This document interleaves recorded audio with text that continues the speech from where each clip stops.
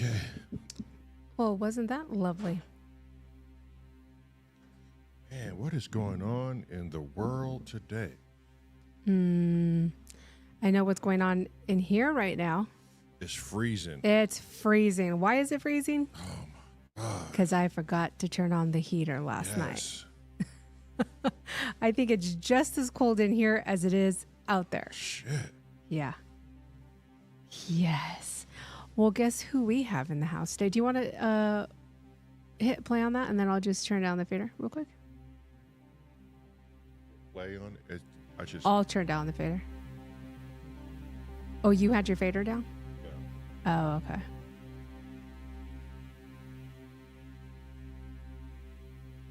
Oh, There we go. my ever loving.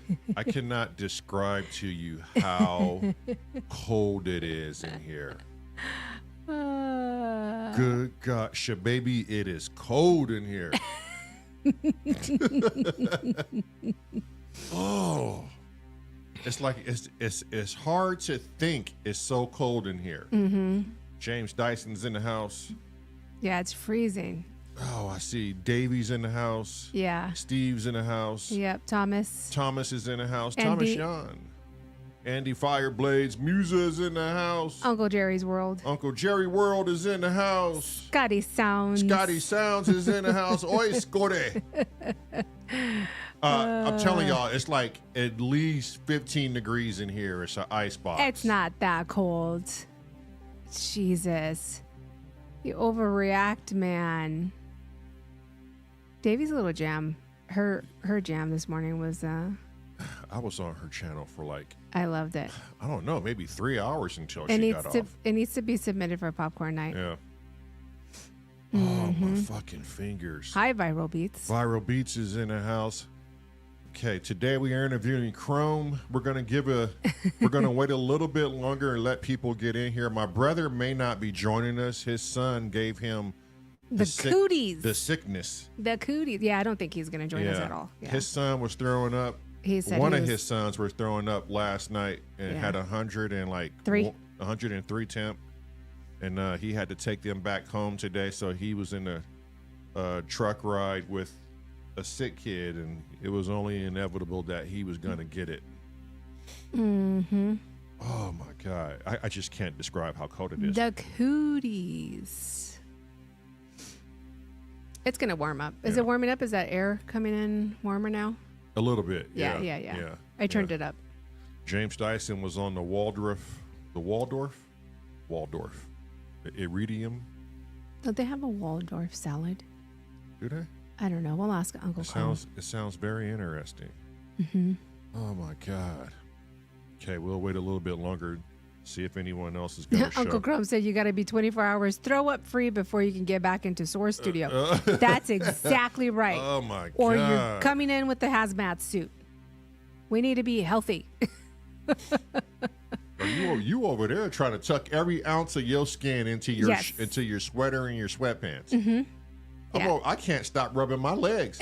You know what? It's so cold in the room. You just like, you can't think about anything about just how cold it is, and that's it.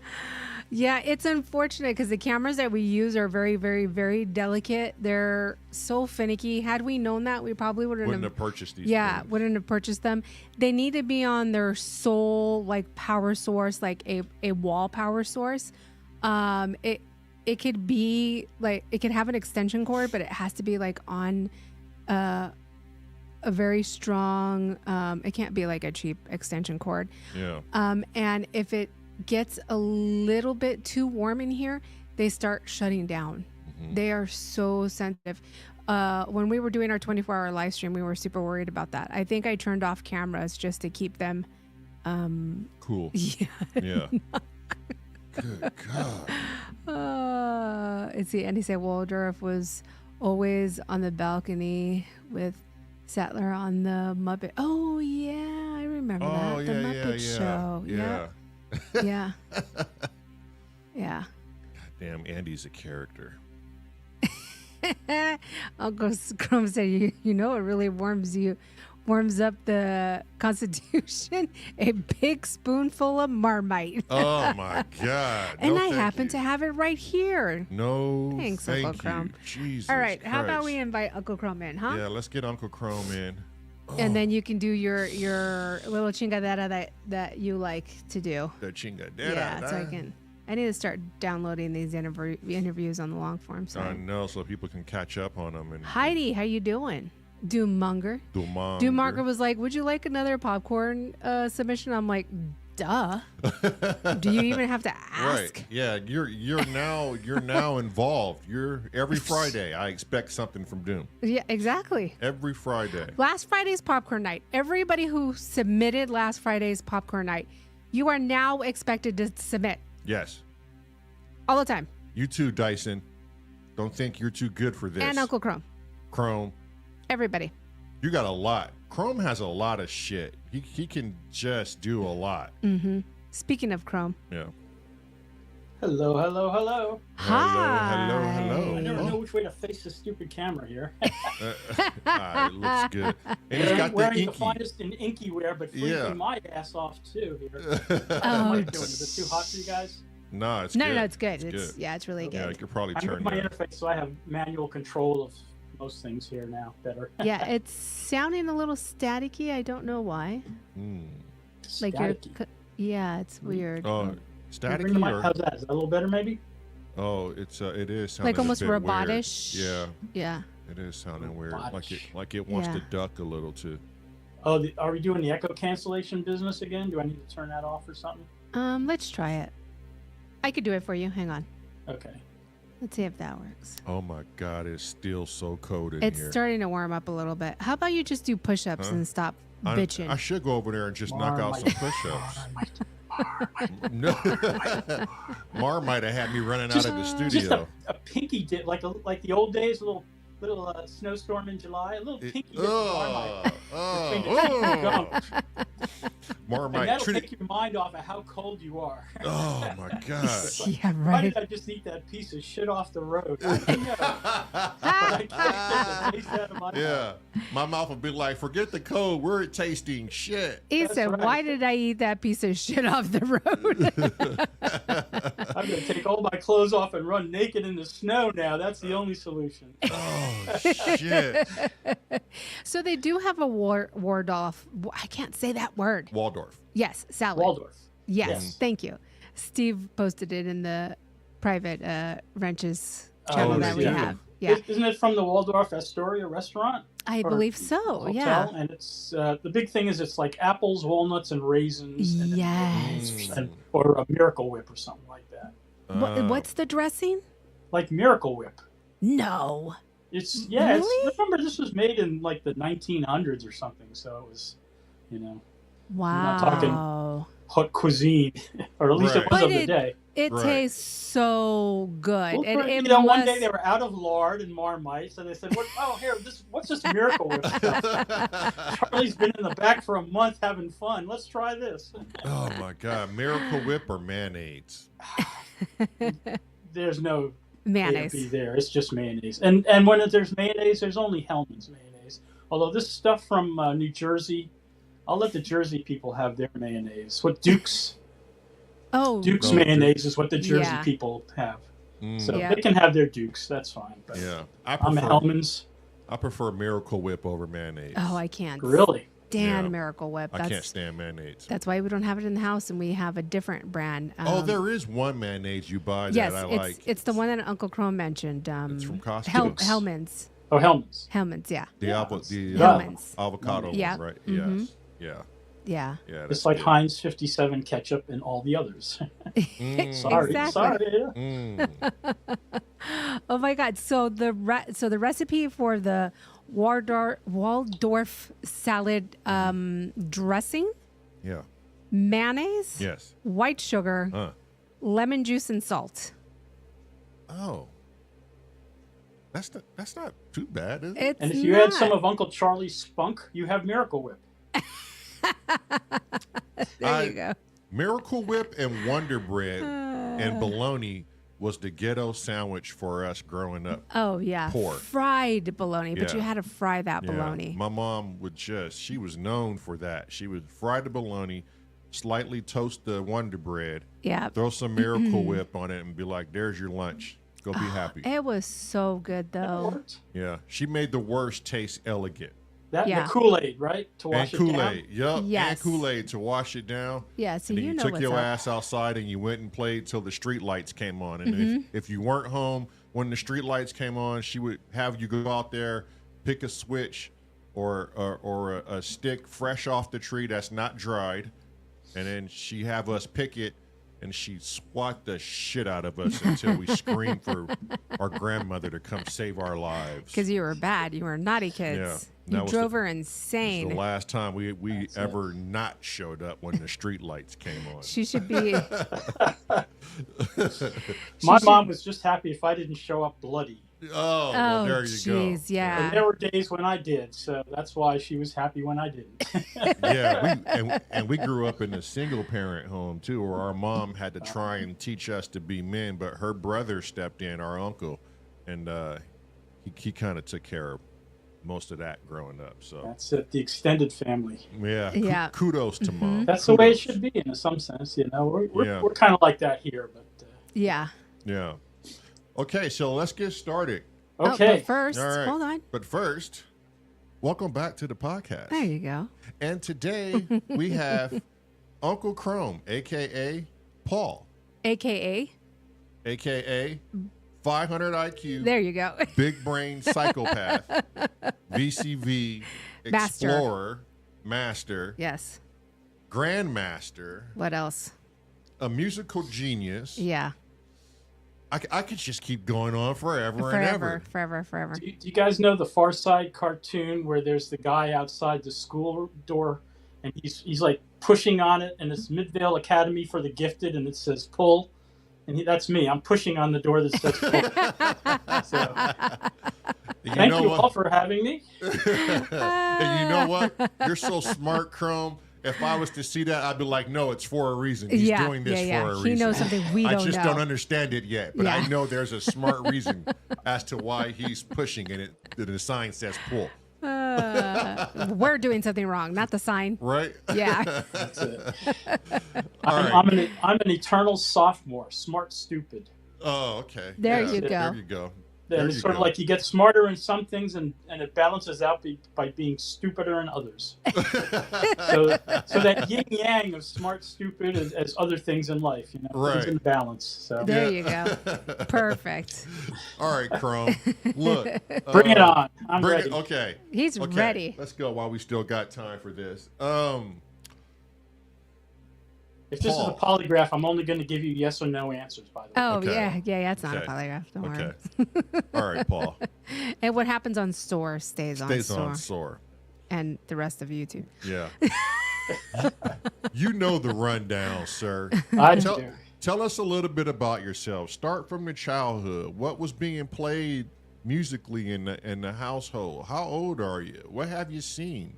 Where has it gone? Where'd you grow up? What state did you grow up in? So I lived all over the world, and I'm not a military brat. I was an academic brat. So just real quick, after the war, my dad got on the GI Bill to go to grad school here in Baltimore. Wait, So- wait. Hang on 1 second, Chrome. Okay. Every time you speak, there is huge static coming off, and I don't know where. All right, that's let's coming debug the from. mic here. Is it? I just want the podcast to be as clean as possible. Yeah.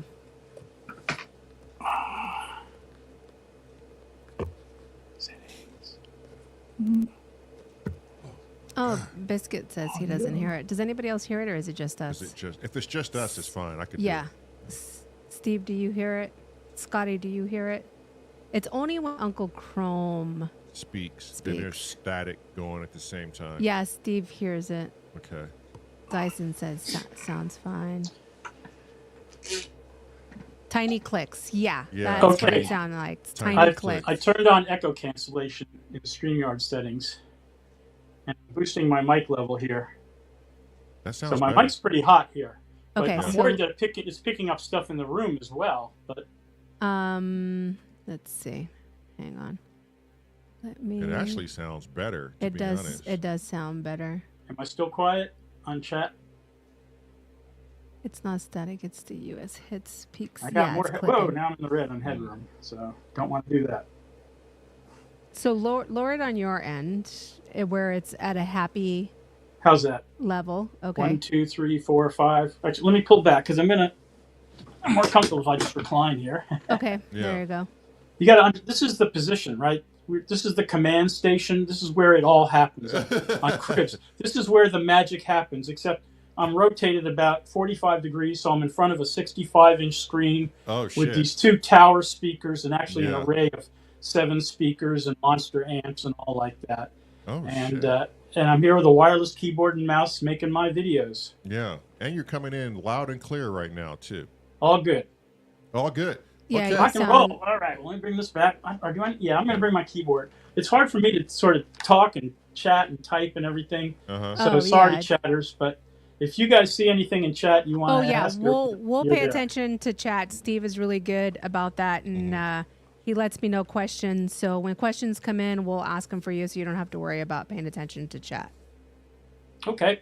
All right. So- and if you get too loud, she'll turn you down. Don't worry about it.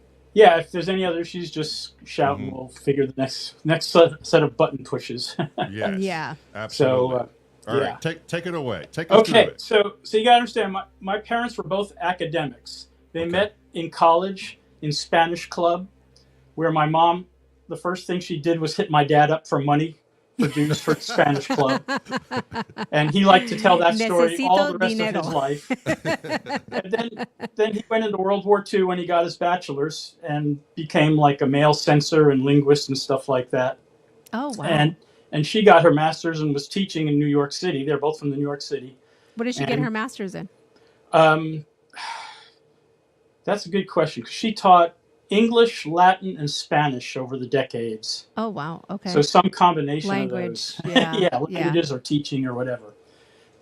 And then so after the war, they get married, and he gets to come to Johns Hopkins for graduate school, and she comes and ends up teaching at Baltimore Polytechnic High School, otherwise known as Poly. So it's one of the big private, it was a boys' high technical school back in the day. So she talked about her Poly boys and all like that. And anyway, so my brother was born, 10 months after they get married, and they're living a happy life. But Dad gets his PhD in '55 in Sanskrit and Indian literature and cannot get a job. So the long and short of it is I come along in the last weeks of '59, so I'm now 65. And he's still getting part-time jobs, a semester here. There was one year where he was going out to the University of Illinois, kind of craziness, while she's teaching at Poly and my brother and grandmother here. And then he finally gets a job at the University of Hawaii. And in academics, it's like they're going to try you out. So it's a visiting job. And he ends up bringing us in 1961 to Honolulu, Hawaii. Oh wow. And we're doing fine there, except he can't get a permanent job there. So, and this is where my girlfriend comes in. He ends up getting a Fulbright scholarship to study in India for a year. And he'd actually gotten one right after he got his PhD. So they'd done this before in the 50s, before I was born. And they stayed at this posh hotel in Madras, now Chennai, India, called the Hotel Oceanic. So here it's 1964. I'm 4 years old, and he gets his Fulbright to go to India. And so we're going to go live in India for a year at the Hotel Oceanic. Wow. And we were there, and I can't describe it. I'm 4 years old. I just have these little snapshot memories and stuff like that. Yeah. But in particular, one day, this gorgeous, big old Rolls Royce, those big silvery ones all rolls up. And I would just hang out in the lobby, They knew me. I lived there, right? Yeah. Right. It was like the sweet life of Zach and Cody in India in the mid-'60s. And we didn't have television. They didn't have television back then. So, and who walks out but Shirley MacLaine, who was, I think, like her husband at the time was a director or something in the industry and was in India. and she was there to visit or something like that, and all. And so I ended up like schmoozing her in the lobby for a long enough period of time that my parents lost track of me and were going frantic, like where I was, not realizing like, oh, I'm sitting in the lobby, talking up Shirley MacLaine. So that was it. We had a quick and torrid affair, but like I said, she was rich, famous, and married, and we were doomed. So you dated Shirley MacLaine? Well, he was 4. I did for an afternoon. He was 4 years old. Oh, okay, still. got it. Hey, I feel like I got a kiss kid. out of it. I can't recall that. So in my fake recollections, I got a hot kiss from her. She's like, call me in 30 years, fella. Oh my God, that's hilarious. So there's that. But anyway, so we get back to Honolulu, and they don't hire him on. He's basically like, they don't give him a tenure position. So he comes to Toronto, and he's in Toronto the school year of 66 by himself.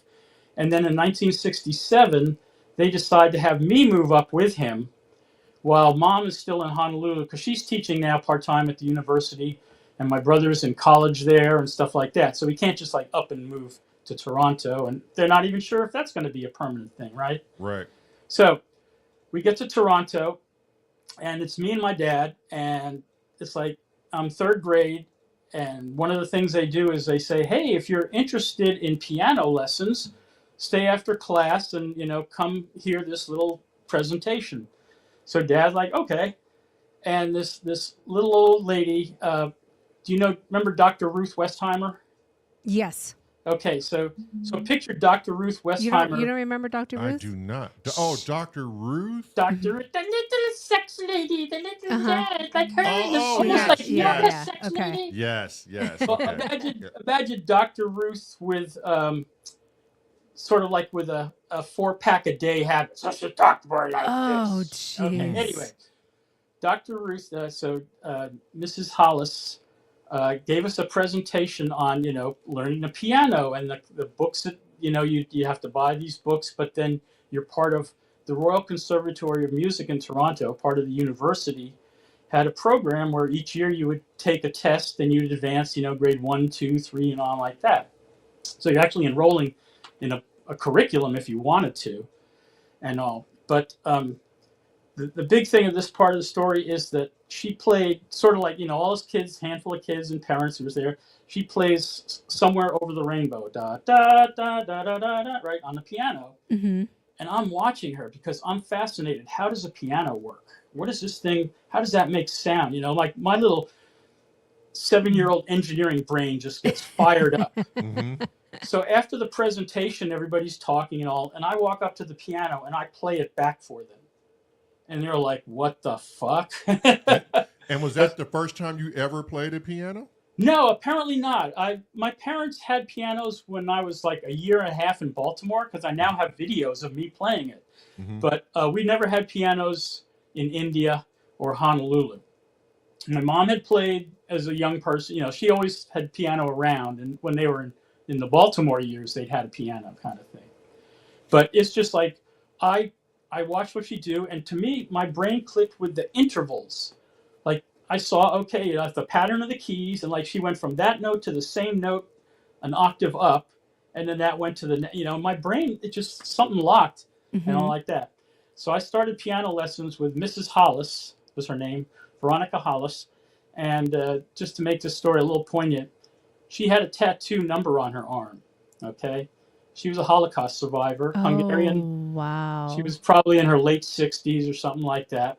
And I would go to her apartment a couple of times a month, and my mom would take me. And at some point, I got to just go on my own. But she had an apartment set up with side-by-side upright pianos for teaching. Mm-hmm. And I'd go and take lessons. And I took lessons with her for 5.5 years.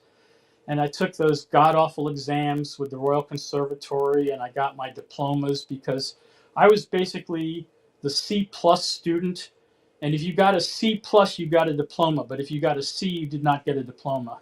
Wow. So my last year, I was like, went from a C+ to a C, and there was not going to be a diploma, but I was into other things and whatnot, Right. But that was it. So that was the piano.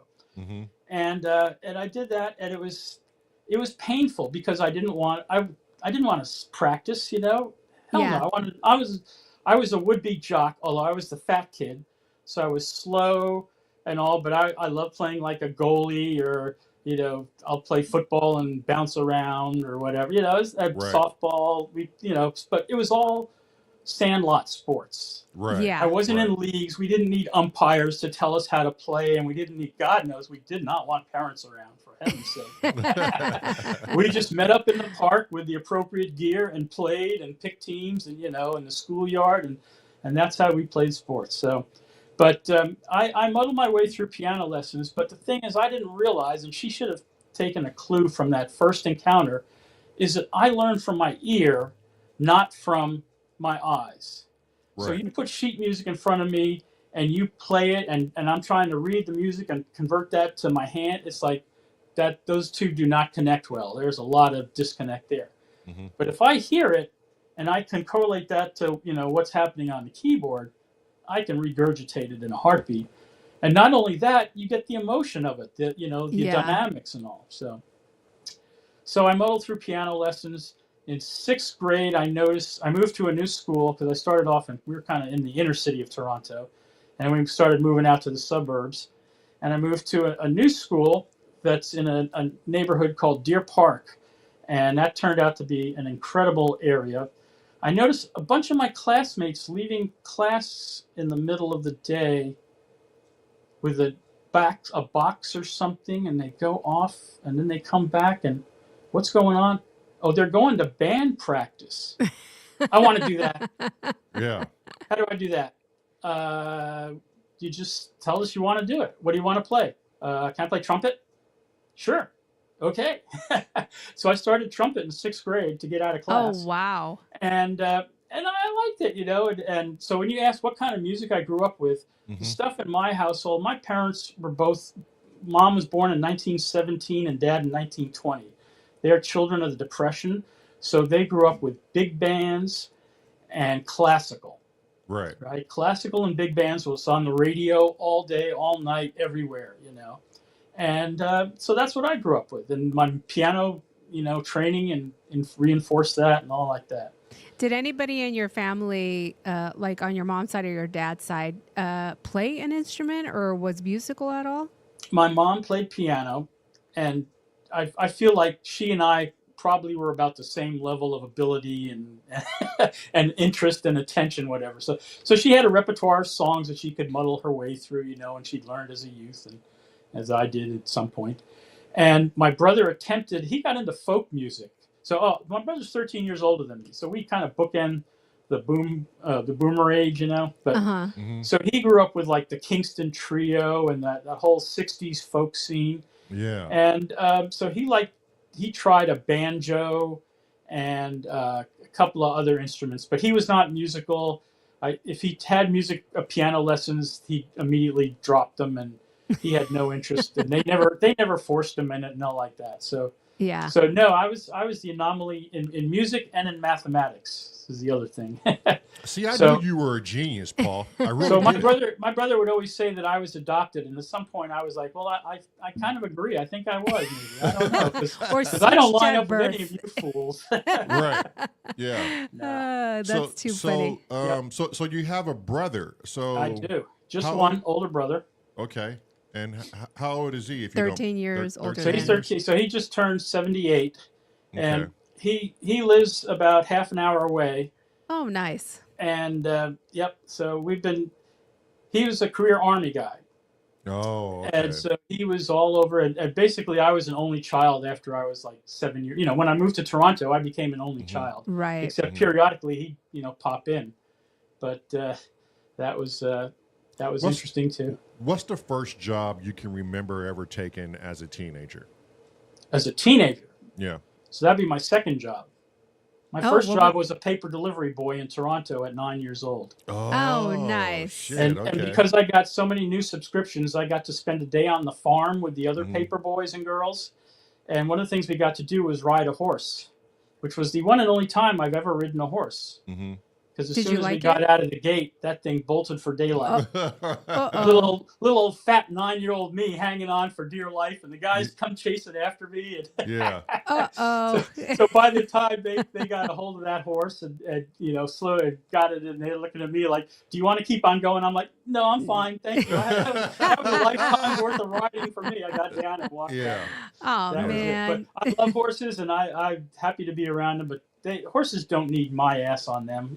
That's all there is to it. It could be scary if you're on a horse and you don't know what you're doing and they just take off. Yeah. Oh Most God! people- And you're 9 Most years people old. just fall off. Yeah. Yeah, Right. and you're 9 years old Yeah. on top of that? Yeah. Yeah.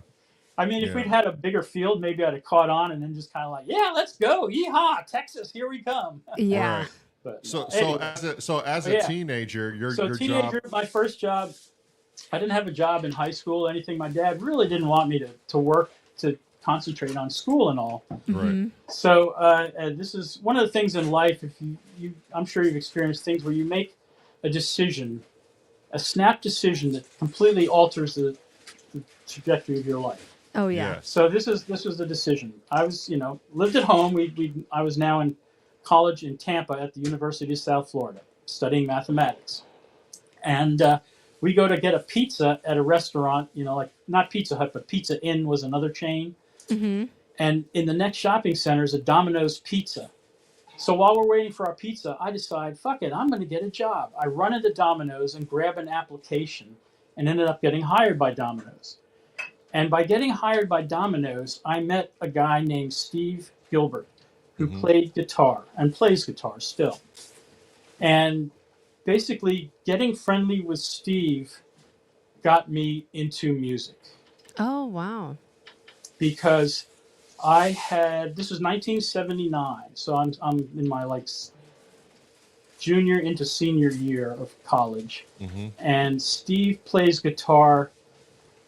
He's a year younger than me and plays like Al Di Meola. I mean, and it's from New Jersey too. Played the same guitar as Al Di Meola. I mean, fusion jazz, just wailing on the guitar. And he's playing with all these, people, anybody he can find to play with and stuff. But he's kind of new to Tampa and college and stuff, and so I end up moving into an apartment next door to where Steve lives, and Steve shares a house with a guy named Andy and Andy's girlfriend Cookie. Andy, I call him Andy the Commie because he was a communist with Cookie. They were members of the Revolutionary Communist Youth Brigade. Oh, wow. And Steve and I were the Revolutionary Capitalist Youth Brigade. Oh shit. And Steve and Andy were guitar players, and they would just jam all day and all night. Now Steve had a Les Paul and a nice amp, and like a '73 Les Paul. So it was a nice guitar, and he knew how to play it. Right. Andy had this ridiculous collection of guitars for a communist. And all I could say, the three that I remember in particular were a 1955 Les Paul Special triple gold pickup, like Pete Townsend played. A 1969 Gibson SG, like Frank Zappa played. And the cream to me was his 59 Gretsch White Falcon. Oh my God, the Gretsch. That he ended up selling to David Gilmour. What? And that went in Gilmour's auction for $165,000. Are you So I played a $165,000 guitar with one finger, of course, but hey, I played now.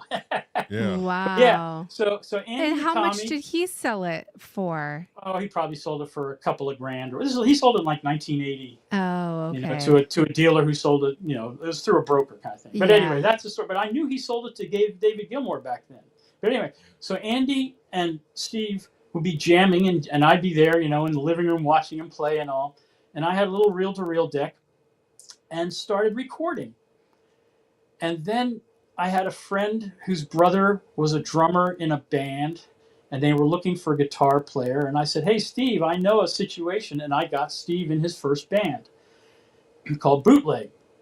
So I ended up recording them in their first gig. I had recordings. They were basically, a Southern rock, straight ahead rock cover band from 1980. And, 4 young kids, but they had a good repertoire and stuff. And their first gig was at a biker bar in Clearwater, Florida. and they got to play for the door, and I got to collect the door. Oh.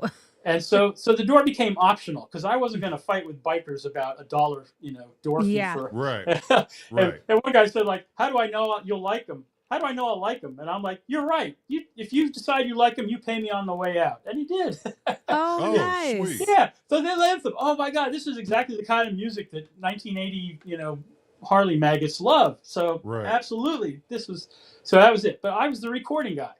Yeah. And then, my final class in college, undergraduate, Mhm. I had been a math major, but I refused to study computers or anything, technology. I was going to be a pure mathematician and all. But I had taken an intro to electronic music, like in a music appreciation class. And so I decided I would take the introductory classes for the electronic music sequence at the University of South Florida. They had a studio called SciComm, Systems Complex for the Performing Arts. And it's still there. And it was built by an academic guy named Larry Austin. And it was an early, electronic music studio. And they had a Studio A and a Studio B. So I got to take, basically they called it analog electronic music and digital electronic music, two different classes in the summer of 1980.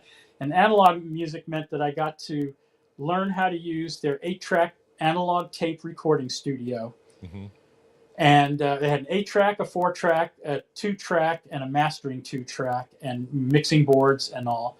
No real effects to speak of. It was just basic stuff. But it was like learning how to do tape manipulation. So how to do reverse tapes and slapback and flanging and things, the stuff you were doing in a tape studio back then, and, recording and stuff. Meanwhile, so this room, the back of me is a Moog modular. I don't know exactly the module, but it was huge. It was a big black collection of modules and a keyboard. And the teacher basically said, "Do not touch this under penalty of death." And so therefore was born my fear of modular.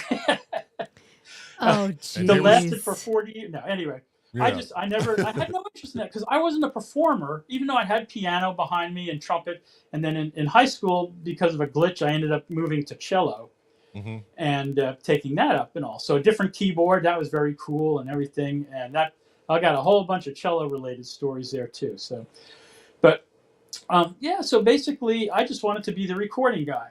And at some point, somebody stole my 2-track recorder, and I had a little Tapco 6-channel mixer and a collection of microphones that I bought off a buddy. And they stole the mixer and my 2-track Pioneer recorder. But with the insurance money, I was able to buy a TAC 4-track and a Tascam Model 3 mixer. So it was like, score, steal the rest of this shit, please. Yeah. But now I had a 4-track. Now it was game on. Mm-hmm. So I was spending the early 80s with Steve and his friends. Bootleg broke up, but then Steve got in other bands. But I started meeting musicians. And the thing is, we didn't have easy ways to network like you do now. For you met somebody and be like, "Hey, come to my house and let's jam," or whatever. Right. But so I'm the guy who's recording all these people coming to my house and jamming. And then if they hit it off, maybe they'll form a band and, be together for the next 6 months and stuff like that. Mm-hmm. And I went through that for about 3 years. And but I knew that it was never going to be anything I'd pursue other than a hobby. I decided in high school that music was a hobby and never going to be a career. Lousy profession, wonderful hobby is my motto. Right. And I have, with rare exceptions, I have yet to find anybody to disprove that. Yeah. So anyway, I'm getting ready to graduate college, and like my music ability, my sort of connections have been drying up. And if you remember that one song you guys played, the Beater Cadillac, was the Flying Shoe Band. And I think that was the last thing I actually recorded. And that was probably like late 83. So all of 84, wow. Okay. I was like, my gear was basically being put away in the closet. And then I didn't quite graduate, but I was basically, I got the job here in Maryland and moved up to Maryland. Mm-hmm. And, I always, in the back of my mind, I said, look, this shit can sit in the closet for 10 years. And when I have an opportunity, I'll wheel it out and just start over again, press record and off we go. Yeah. And it sort of happened. Like there was a few times over the next 15 years. So I came here in 84, And over the next 15 years, I probably had 3 or 4 recording gigs, let's say, friends who had a music group or something like that, and said, "Hey, you want to record us?" And sure, why not? And it was fun, but I never kept up on the technology. I had no idea ADAT existed. Right? So I'm like Rip Van Winkle musically. I went to sleep in 1984. This thing DX7 and FM. I did, what was that? I didn't know, so then, because of circumstances, in 1999 I wake up musically. First recording again, a group of friends, but I end up joining them playing keyboards in the band. And it's like, hey, because it's a group of guys at work, and they practice, Tuesday afternoons in an auditorium off to the side at work, and the gear's all set up, so it's easy to just come and play, and just kind of noodling and jamming. And the guy who's the leader of the group has been in the business in the past, and basically it's the kind of thing where, I'm along for the ride. So I buy my Roland XP30, and I put a couple of expansion cards, so it's fat with sounds. And we're just playing cover tunes and having fun and whatnot. And that becomes More Toys and Talent is the band. And the stuff I originally recorded with them were all cover tunes. And we wanted to get them so that we could have them on CDs just to listen at work, on the headphone. Hey, here's my CD or whatever. Right. But to get cover tunes, we had to have them pressed. You couldn't do CDRs with work. So we had to have them pressed.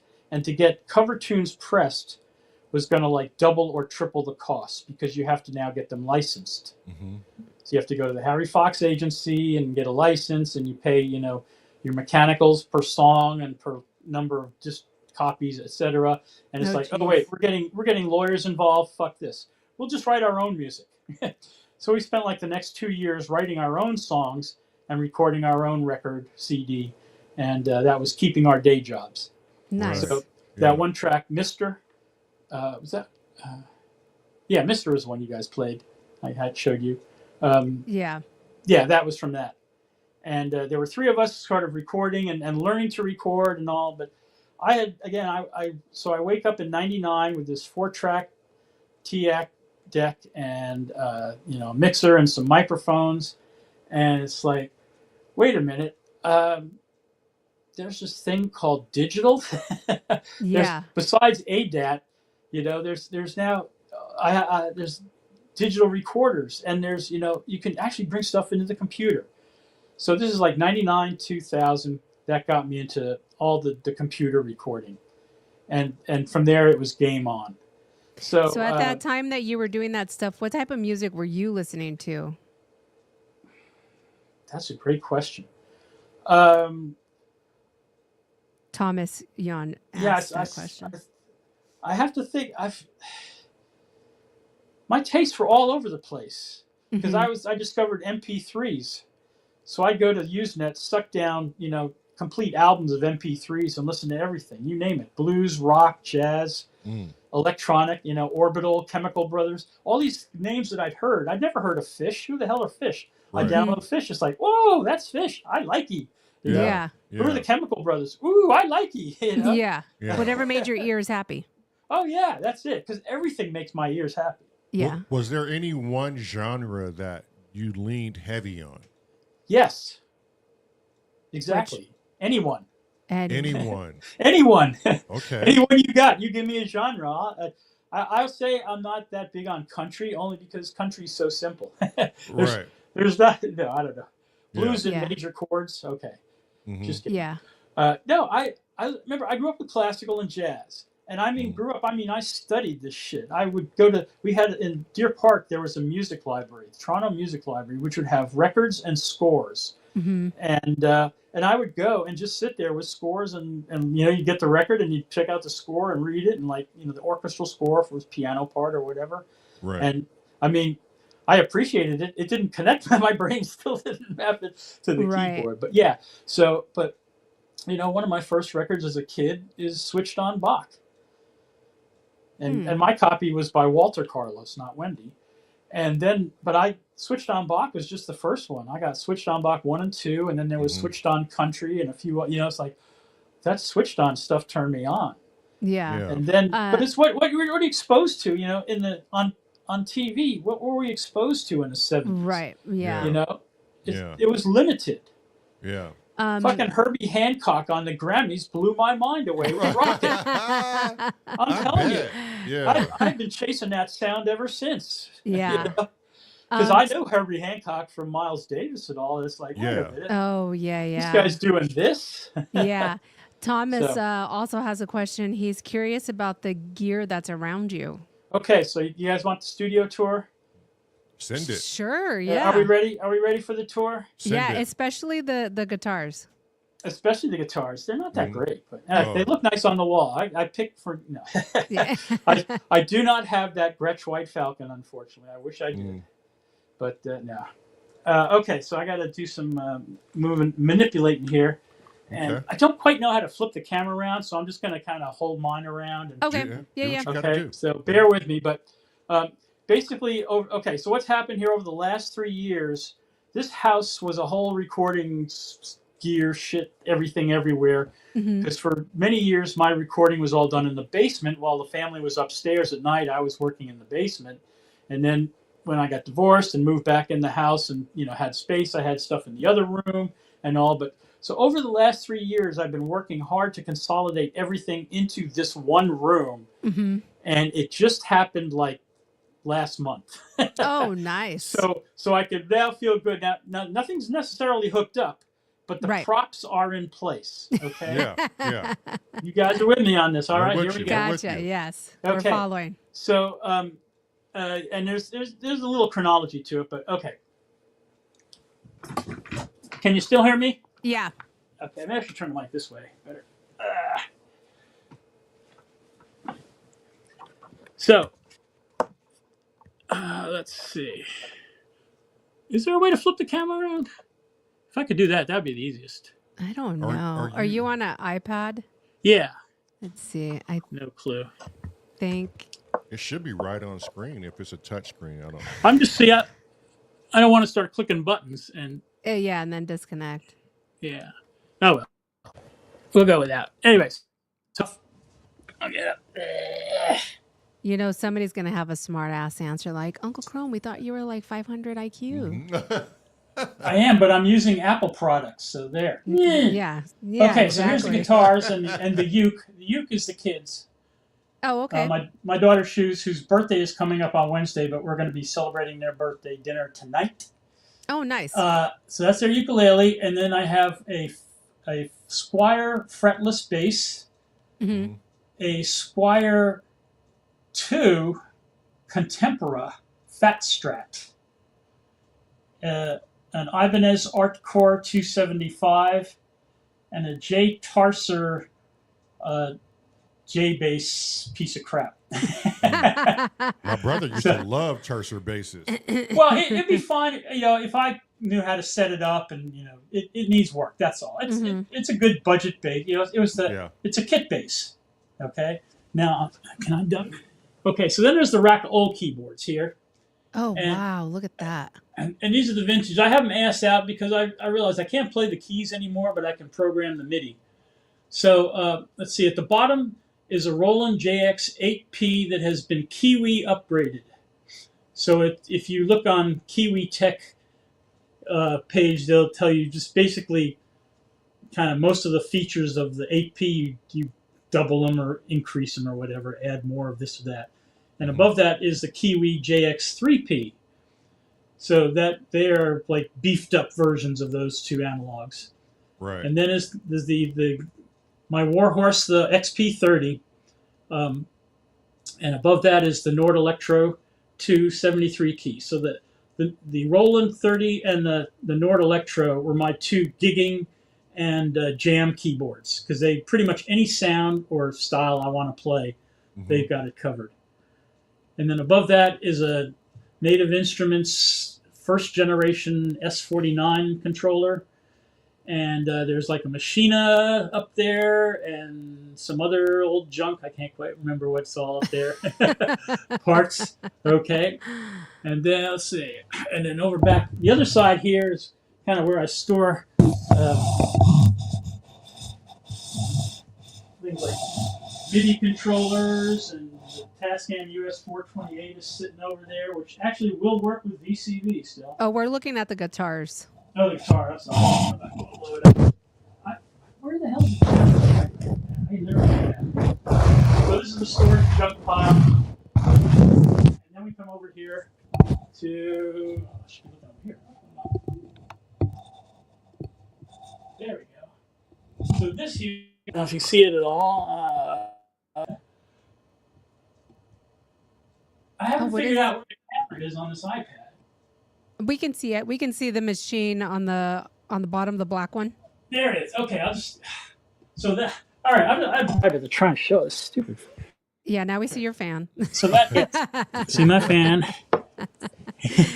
That's... I call it the Heyo rack. So here's a rack of EMU, Yamaha, and O. So I've got an EMU Proteus 2 Orchestra, a Proteus 3 World, an Ultra Proteus, a Yamaha TX81Z, and a pair of Matrix 1000s that are poly-chained together.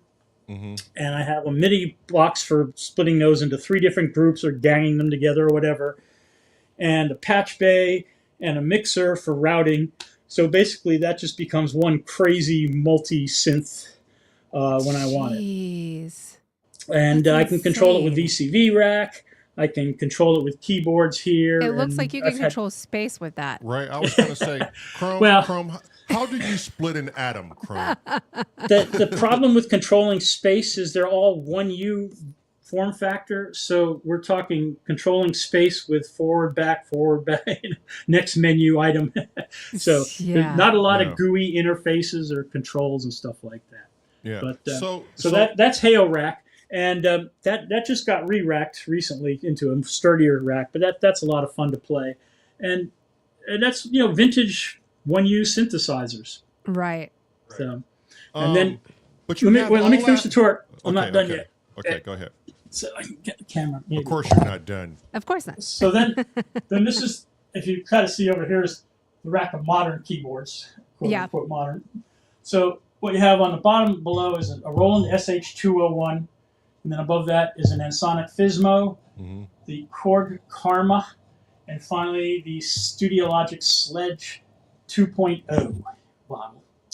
And those are the keyboards I'm more likely to play these days. And then over here, down low, is a rack. You can kind of see, that's my I.O. rack for jams.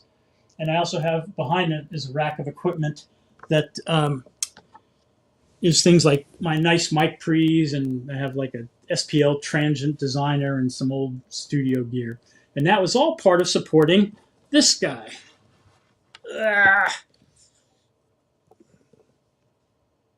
Oh. Wait. What's that? There it is. So this is the last piece to finally get moved into the house, into this room. Wow. Is my vintage Tascam DM 4800 console. Whoa. And the Argosy desk that's made for it. And in days past, I had on the side here, where I got cables and a towel piled up, is the rack where you put your patch bays and equipment and stuff like that. And someday I'll get it back working and all. But that's crazy. So and that was all purchased in like 2007, because with my history, I basically. This mic is kind of drooping on that. Watch it down.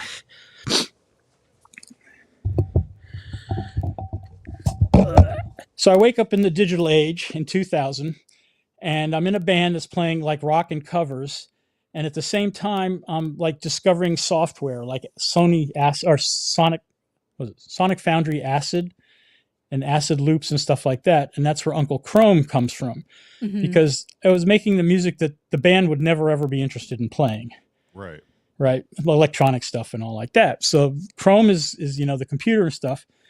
And I went from the reel-to-reel deck very quickly to a Yamaha MD8 mini disc recorder, which was basically just going from reel tape to mini discs, but the same kind of analog stuff.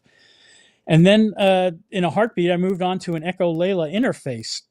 So you have an interface, you have software, you're using your mouse to control things. And I realized, like, there's got to be something better. And what I really wanted was an all-in-one solution, a company that did that one solution. And that answer for me was Ensoniq Paris. There was either Pro Tools or Paris. And what I mean is, like, you have not only the software, the DOS software, you have a control surface, you have their I/O, and it's such that the latency is ridiculously low, single-digit millisecond latency kind of thing we're talking about. Right. And it was Paris or Pro Tools. And the thing is that Paris was sonically head and shoulders above Pro Tools. But Pro Tools had the support, and Paris was basically from a company that was now defunct. So Creative Labs bought out Ensoniq and EMU and merged them together. And the creative talent of Ensoniq, gave them the collective middle finger and said, bye-bye, we're out of here. And so the Ensoniq Paris became EMU Paris, and then it died. So by early 2001 or 2, it was on its way out. But I jumped in because it was still, viable, and it had everything I wanted. And that lasted for me for about 5 years as my recording system. And it was great. I mean, I still have the equipment in the other room racked up, but I had a 32 channel. The Paris works with these cards, I/O cards, that are 16 channel submixes each. And you can gang up to 8 of them together. So you could have a 128 channel mixing recording system. That's great. With I'm still across that whole thing, we're talking single digit latency for monitoring and stuff. It was ridiculous. Yeah. So anyway, so by 2005 or 6, I'm fed up with Paris because the control surface didn't have motorized faders. It's got these little red and green lights. So when you're at the right value, then, when you sync in, then you sync up and latch and stuff. So it was a little tedious and whatnot. And the world was into motorized faders. So that's when I got the Tascam solution. And it was basically that Tascam with Reaper software was the next, N years of my recording. Except around 2009, I kind of gave it up. So I'd been playing with people, and after More Toys broke up in like 2003, and then I started meeting people on Craigslist, hey, let's jam, and having people come to the house and jamming and stuff like that. And this one guy in particular, Ron, guitar guy, would come over regularly, and we'd have some good sessions and stuff. And he's like, come on, come to my house, let's jam. I've got some other friends. And so, a few of us were meeting like regularly and jamming. And it turned out that they had a band that they'd kicked out their bass player because he was an asshole or something. Whatever. Like, we hated him, so we kicked him out. But we've got a gig coming up. Do you want to play bass on your keyboard with us? And I'm like, yeah, sure. What the hell? I mean, that's easy enough. Right. So I learned their 40 or 50 songs, and, we did a couple of gigs. And again, same thing, cover tunes. But I mean, it was a good party band, a lot of fun and stuff. But that taught me that I really, the gigging life is not for me. It's like, working 12 hours for $100 just isn't worth it. And no, thanks. Well, I mean, it's fun for the party and all, but other than that, but that was a lot of fun. But by 2009, that wrapped up, and I got into other things. So music went dormant for about 6 years, and that's when we split up, and I moved away briefly, and then moved back in the house, took it over from my ex. And then I got back into it, and I knew, I mean, even back in my Tampa days, it was always the thought of like, hey, when I retire, I could, when I control my life again, I could be doing this all day and all night. Wouldn't that be great? Right. And so that's it. So I retired at the end of 2015, and have structured my life so I can do this as much as I want. Right. Nice. Okay. Before we go any further, with music, because I definitely want to segue into a music piece you did that's absolutely one of my favorites. We have it queued up and ready to play. But before we do that, you went to college to study math, right? Yes. So what was going to be math and babes? Math and babes. Math and babes. So what was your career? My dad wanted me to go to like Harvard or Tulane or some, fancy Ivy League school. And I'd gone to South Florida for French convention, like in the spring. And, a high schooler walking around a university in the spring in South Florida. You get my drift, right? Okay, break. Say no more. Yeah. That's it. So, I like the other colleges in Florida, Florida State and Tallahassee, and University of Florida in Gainesville. They're wonderful institutions, but shitty town. Sorry, Luke, if you're watching. Gainesville sucks. It's great for the parties, but for being Gainesville, that's it. So Tampa was a great area to be in, and it was So I was studying math in South Florida, Tampa, and studying a little of that electronic music at the SciComm too. But what did you want to do with the mathematics? What was the I wanted to get into out? I wanted to get into the family business. I wanted to be a teacher. Oh, okay. Mama was a teacher. Daddy was a teacher. And he had, oh my God, teaching Sanskrit and Indian literature. He had like 5 students and could pick his hours. That's the dream. We're going to meet at 8:00 at night for 2 hours. Okay, perfect. Right. Yeah. So is that what you did? You taught math? So all along I thought I was going to be a teacher. I was going to, get a PhD in math and, get a job or something like that. And I was moving in that progression, but another opportunity came along, and it's like, again, it's like you going to Domino's and grabbing an application. What the hell, go for it. Yeah. And I went for that, and that's got me to here. Yeah. Do you have any kids, Chrome? I have 2 kids. Okay. And so my younger one is turning 23 this week, and they're in the basement. So that desk, all that studio stuff used to be in the basement room that we built. And so that's all part of this whole move, was getting that up here so then they can take over that room as their space. So that's their room now. Yeah. And they're kind of taking time off from college, but they're finishing up hopefully a math degree in another year or so. Oh, math too, huh? Yeah. They started off as computer science. And it just kind of, it's hard because both mommy and daddy were mathematicians, or are mathematicians. Yeah. That's it. So you didn't end up. But that was it. So I thought I was going to be teaching. And I taught for 4 years in graduate school. They always gave me, I always had a class to teach, plus you do a grading for a professor kind of thing as well. And so I was doing that, but I was, I liked teaching, and that was it. And when the opportunity arose to do more teaching, I continued to do that. But another opportunity arose. Which was? Well, I got employed by the Department of Defense. Nice. Oh, well, I got in particular the National Security Agency. Teaching them math? Teaching them. Well, no, they're not. They were teaching me a lot of math. So I got recruited.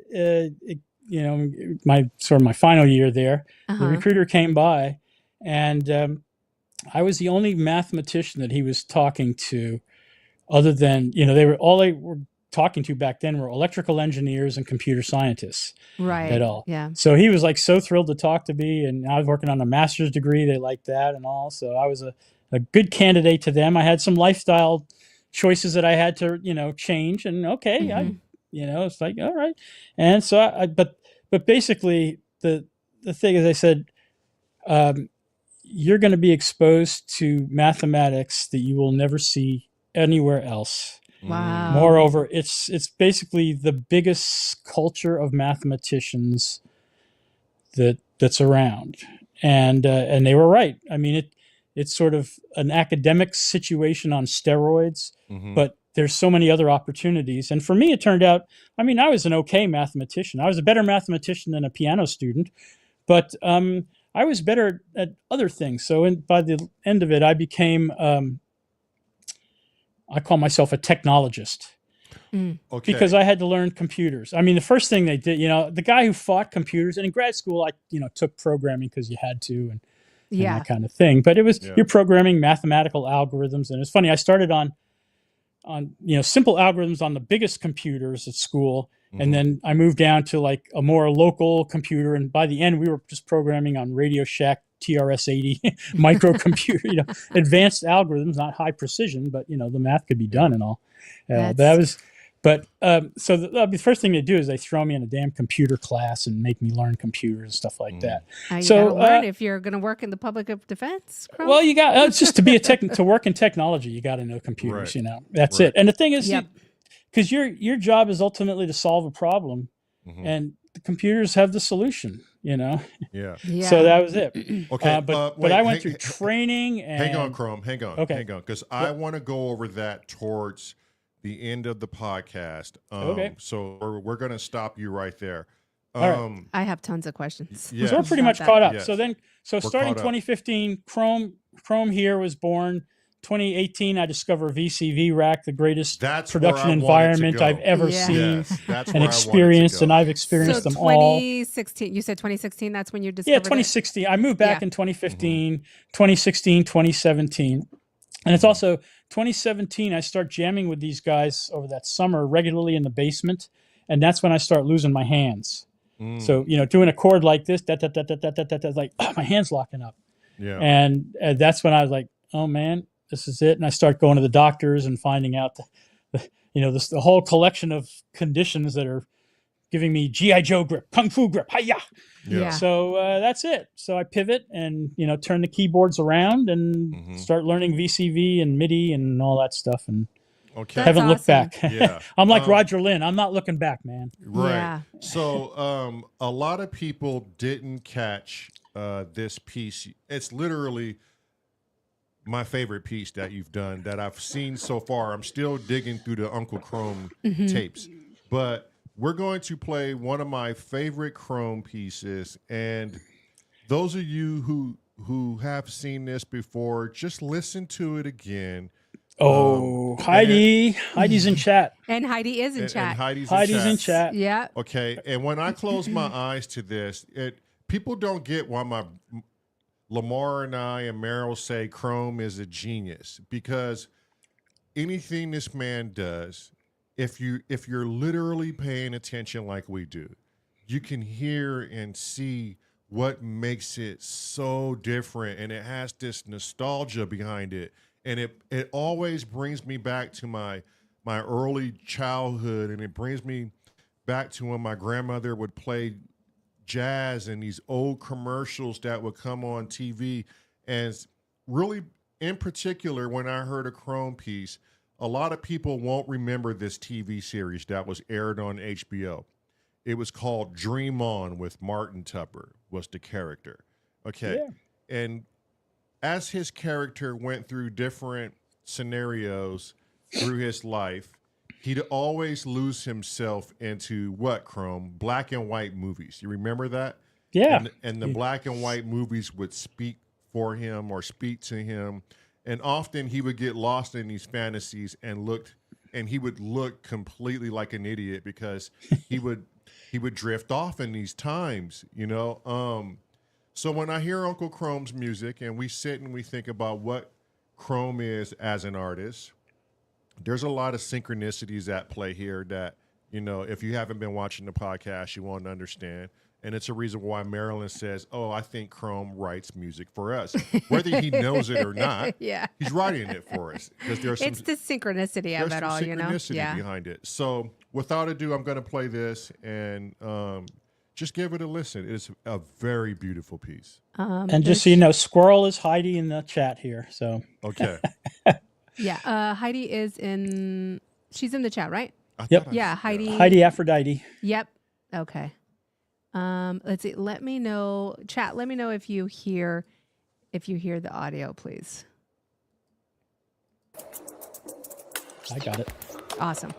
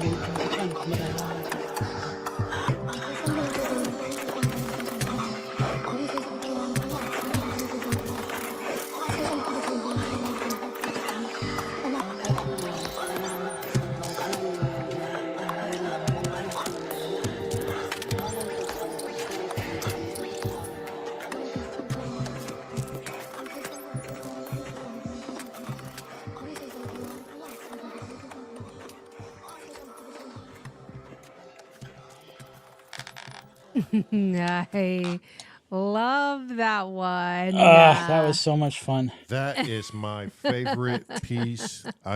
You know, Chrome, you do a lot of things that I love, and I couldn't tell you why that sticks out in my mind emotionally, but it does. It just hits me where Takes you to a place. It does. Yes. I get chills every time I hear it. I told That's Marilyn it. just now, I get chills every time I hear this song. That little organ part, when I came up with that, it took me right away to like back in Toronto. Right. I don't know, watching TVs late at night with my dad, and That's what I get And you- from you- So get this the- Yeah, weird. that's it. Yeah. So the vocals in there, it sounded like little kids in there too. Was that all Heidi? yeah. So she just gave me a phone recording of, what was it, Heidi? Like chatter, really. She was gibberish. She wasn't saying anything in particular. Mhm. And I just doubled it in, put it in two samplers, but I'm having them at two different pitches kind of thing. Oh. So they nice. were yeah. having a conversation. And what I who was is having them do. who is Heidi to you? How'd you meet her? Heidi is a friend from the Ohm Lab streams. I started back in 2020 in the height of COVID, and he does a stream on Twitch, sound design. Mm-hmm. And back then he was doing regularly putting out sound packs and doing monthly challenges. So he'd give the community, the subscribers, here, come get the sound pack and then make something with it. And at the end of the month, we'll do a popcorn jam. And that was what happened. And I forget, I think that was in November 21, maybe something like that from that. And that was it. Nice. So I think it said in the title what the sound pack that we were using was for it.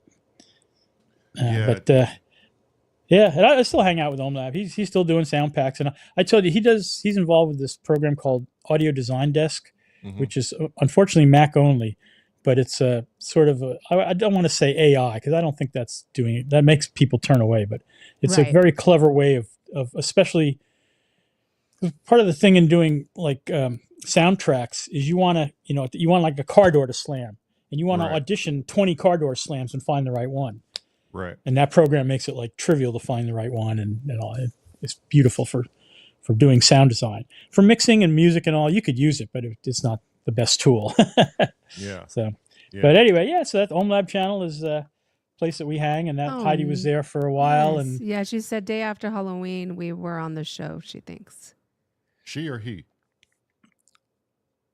She. But she. Heidi? Okay, yeah. I didn't know if it was a she or a he. Right, day after Halloween we were on and, the show, I think. That's it. So, and in the spirit of, I'll collaborate with anybody. It's like, hey, you give me and Marilyn, you and I will be talking offline about your contribution coming up here. So.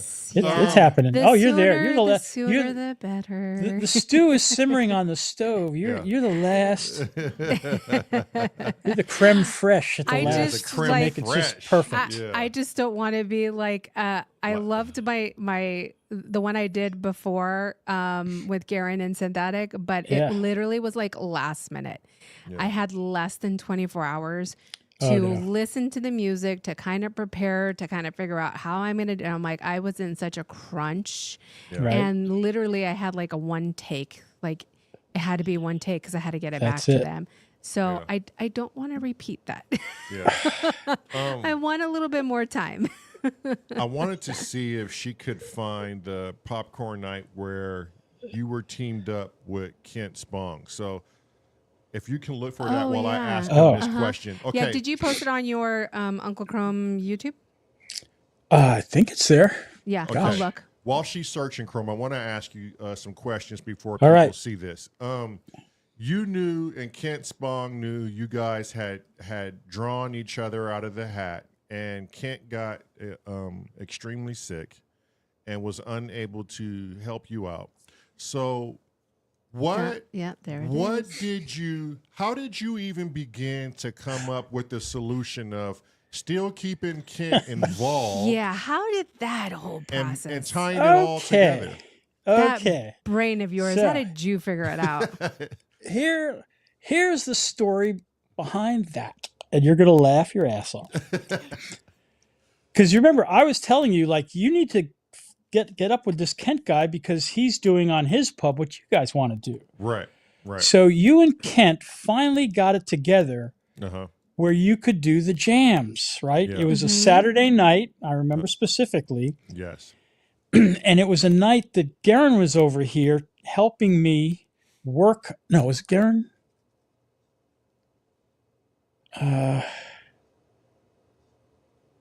was working on another project, so I wasn't on the chat stream. I wasn't on the stream, right? So I came back afterwards and watched it on replay, and I see Kent playing away with you guys. And I'm laughing, and I'm like, oh my God, he's cheating on me. So that got filed. And then it was because it was like within a day or two, it was like, oh, he's getting hard to get a hold of. And I knew I got a sense that things weren't quite right and all. And then we were getting to crunch time. So I was like, well, I've got that material, as a backup. I can just go back and grab that and use that. And that's what I did. And that was brilliant. And the thing is, but not only am I sitting here like, he cheated, it's like, this is so good. And I just, it was like a 17-minute jam you guys did because you kind of like tapered off and then you get jams a bit of steam and they'll like come back even stronger and all. Yeah. The slow drop. And I'm just like, oh, this is so good. I felt horrible missing it. I can't this is so. Yeah. Yeah. But that was it. So, and then yeah, so when he was out of commission, Yeah. I was happy to step up and move So it you forward. didn't feel like you were being ignored or your feelings were hurt or you No, said fuck no. something. Feelings. What are Okay, feelings? right, Yeah, you know. yeah, exactly. Well, I just I don't You have lose it. feelings. I am a Yeah. machine. I am a music making machine. I am from music making Berlin school, machine. not Yeah. Berlin, a suburb of Berlin, South Central Berlin. those are all things that can get misconstrued. Yeah, And I yeah. know Nah. Kent well enough to know Kent felt bad. He He cannot so help did, you. yeah. But I know Kent well enough to say this too.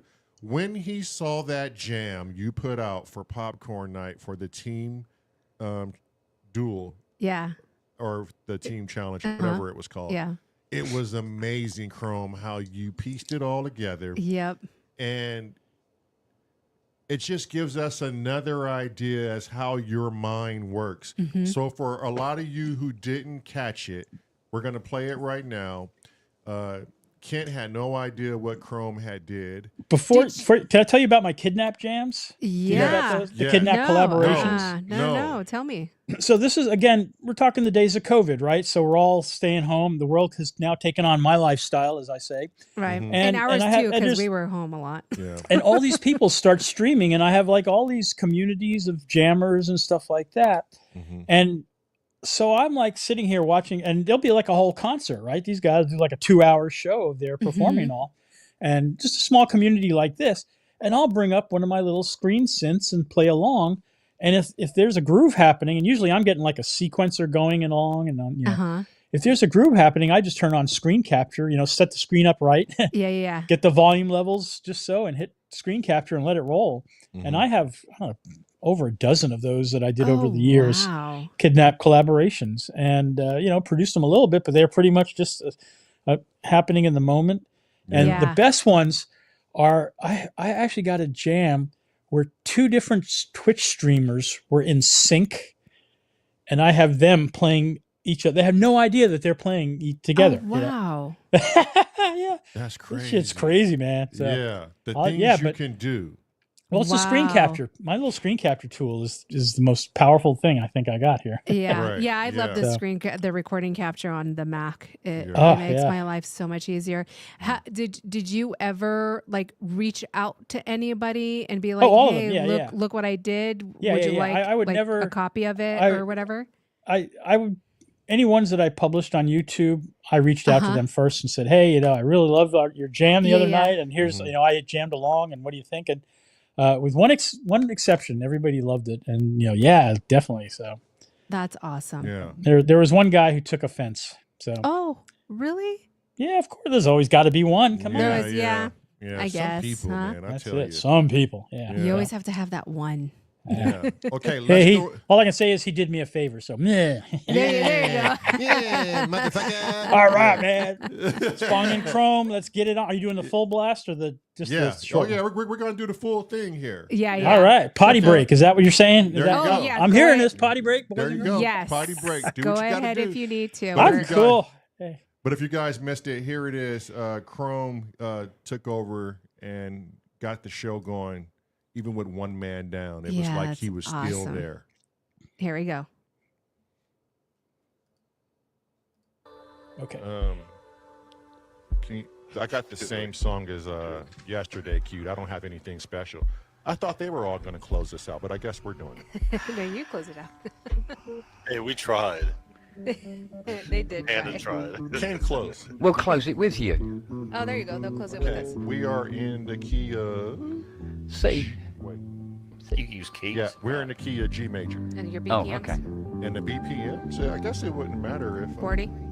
40 BPMs There for you the go. percussions. There'll be a horrible delay, so any percussion would have to come from you, technically. Yeah, Yep. I'll secure that. I'll actually start the song pretty quickly here. You ready?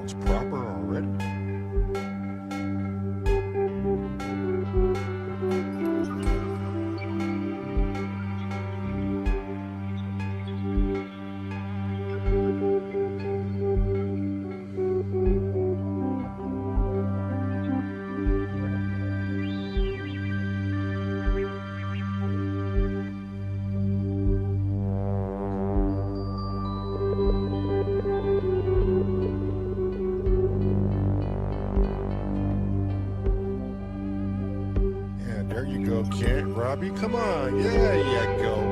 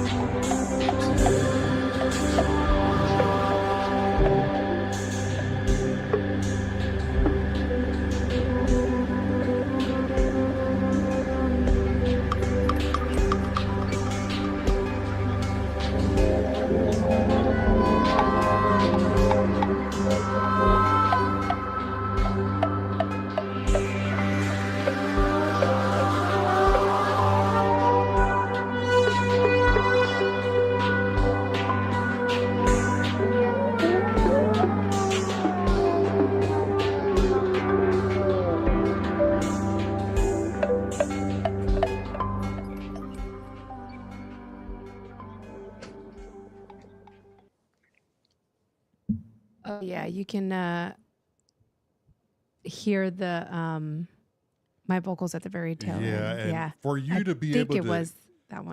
but the thing is, for you to be able to capture someone else's sound, and luckily Kent was playing in that very moment, and for you to incorporate yours at the very end and it be in time and it make total sense and all these little things you found to make everything work. Right? You gave supporting roles to things that were already there.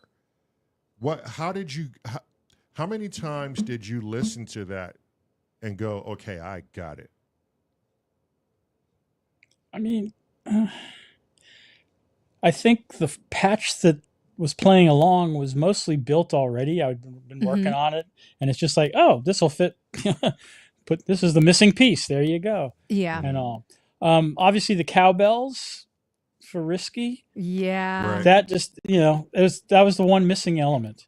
It's so Because crazy. I think I had some other things there for this particular patch. Yeah. And it's like, okay, I want cowbells. Where do I put them in? And I'm like, oh, just take these two out, put these two in, boom, done. Done. How do you fine tune them and all? But it was like, and then obviously I'm playing the faders a little bit and stuff. But it was, It's funny. It just had happened. tracker It was jack. you told me the BPM right up front and the key. Yeah. That was it. Yeah. After that, You're it's like done. game on. You're like, Yeah. oh, really? You just gave me the whole answers to the test. If it wasn't for Tracker Jack mentioning the cowbells in the chat earlier, I completely missed Would've them missed it. the first time around. Yeah. Yes. Then I heard him on this time, and I'm like, Oh, yeah, it had to be. It's so funny. Like every time you hear people's songs or jams or whatnot, like you hear it the first time, right? And then you got to go back and hear it again Right. because You then miss something every right, time. yeah, Yeah. yep.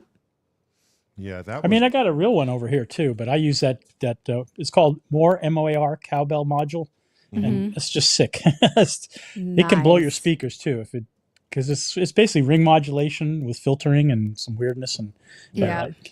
get the wrong. You can't put too many things on modulation because if they go suddenly, Yeah. oh, there go my cones. Bye. Okay, Chrome. Yep. We're going to venture away from music a little bit here, and we're getting to the last hour, so you know what time it is. It is. We are going to go off into the world of who knows where we're fucking going with this, but it's fun to think about knows? these things. And here at Symptoms. Do we of need to wait Reality- for StreamYard to blink first to change our quantum reality? Right? know? Yeah, for real. We We can smoke a always- cigarette. Yeah. Yeah. We Have a always cocktail. ponder the unknown. Pondering the unknown is fun to us. It's not like we're trying to get answers. We're just trying to see what everyone else thinks and how they think about these things. Symptoms of Reality, the name of in itself says how we move around this planet and how we operate. First question is, with your mathematical background, mathematician background, is it a high chance everything that we know and see and hear and taste can be quantified with numbers? Yes. Explain yourself. You give me an example of something and I can quantify it. Huh. Okay.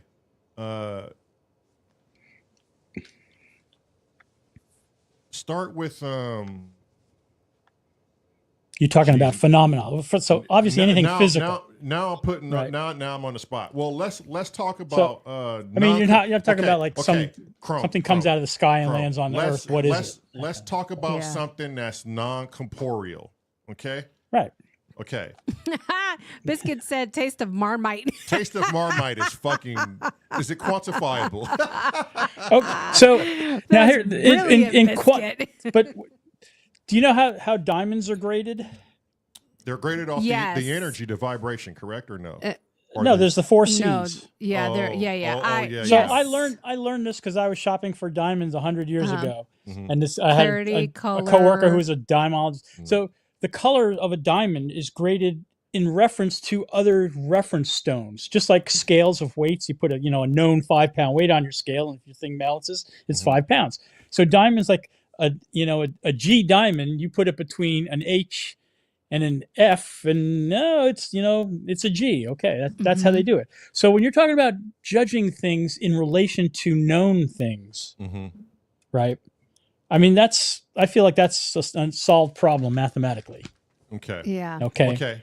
and to include corporeal things or whatever like that. So Right. if there's some piece of matter that we don't know the matter, it just means we don't know the matter. It's composed of something that's foreign to what we've known so far. But So can you okay, non-corporeal. okay, Is there mathematics for non-corporeal things? so you're talking next it'd be like signals, Yes. like audio. And, well, Yes. audio is one Frequencies. signal. Okay, so that was the first part of my career was signals, Okay. and basically,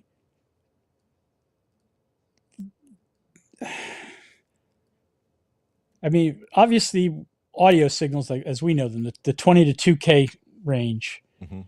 any sound is covered by a sine wave.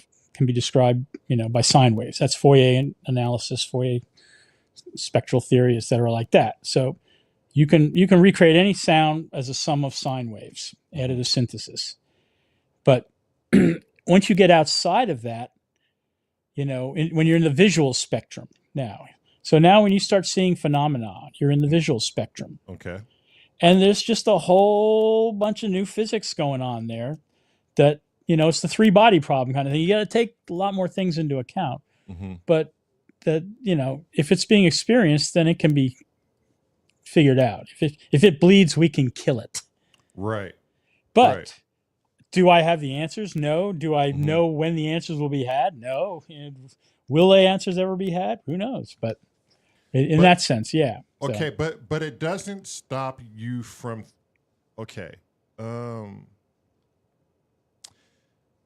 science is basically the study of whatever project you're trying to recreate, right? Like science is to Right. recreate something and know that, okay, I have the basic science to this. Sure. Okay. So in mathematics, you're talking about, publishing, which means it's juried.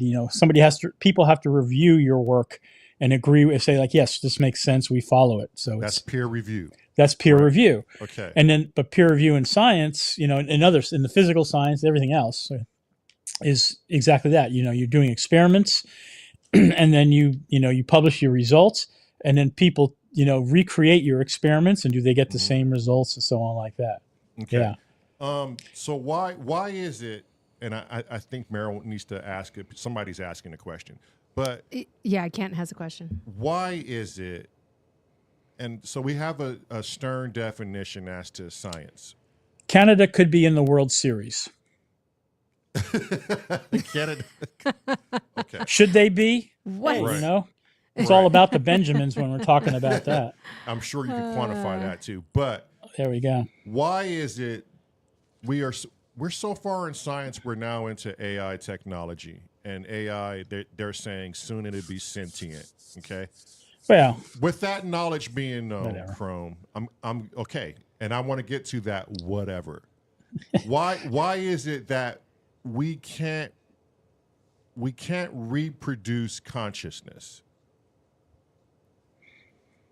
You're born with consciousness, you study it, but we physically can't reproduce it. But we're going off into things that can make things sentient. I mean, I've only kind of watched the little videos and stuff in this, that what you're talking about. And I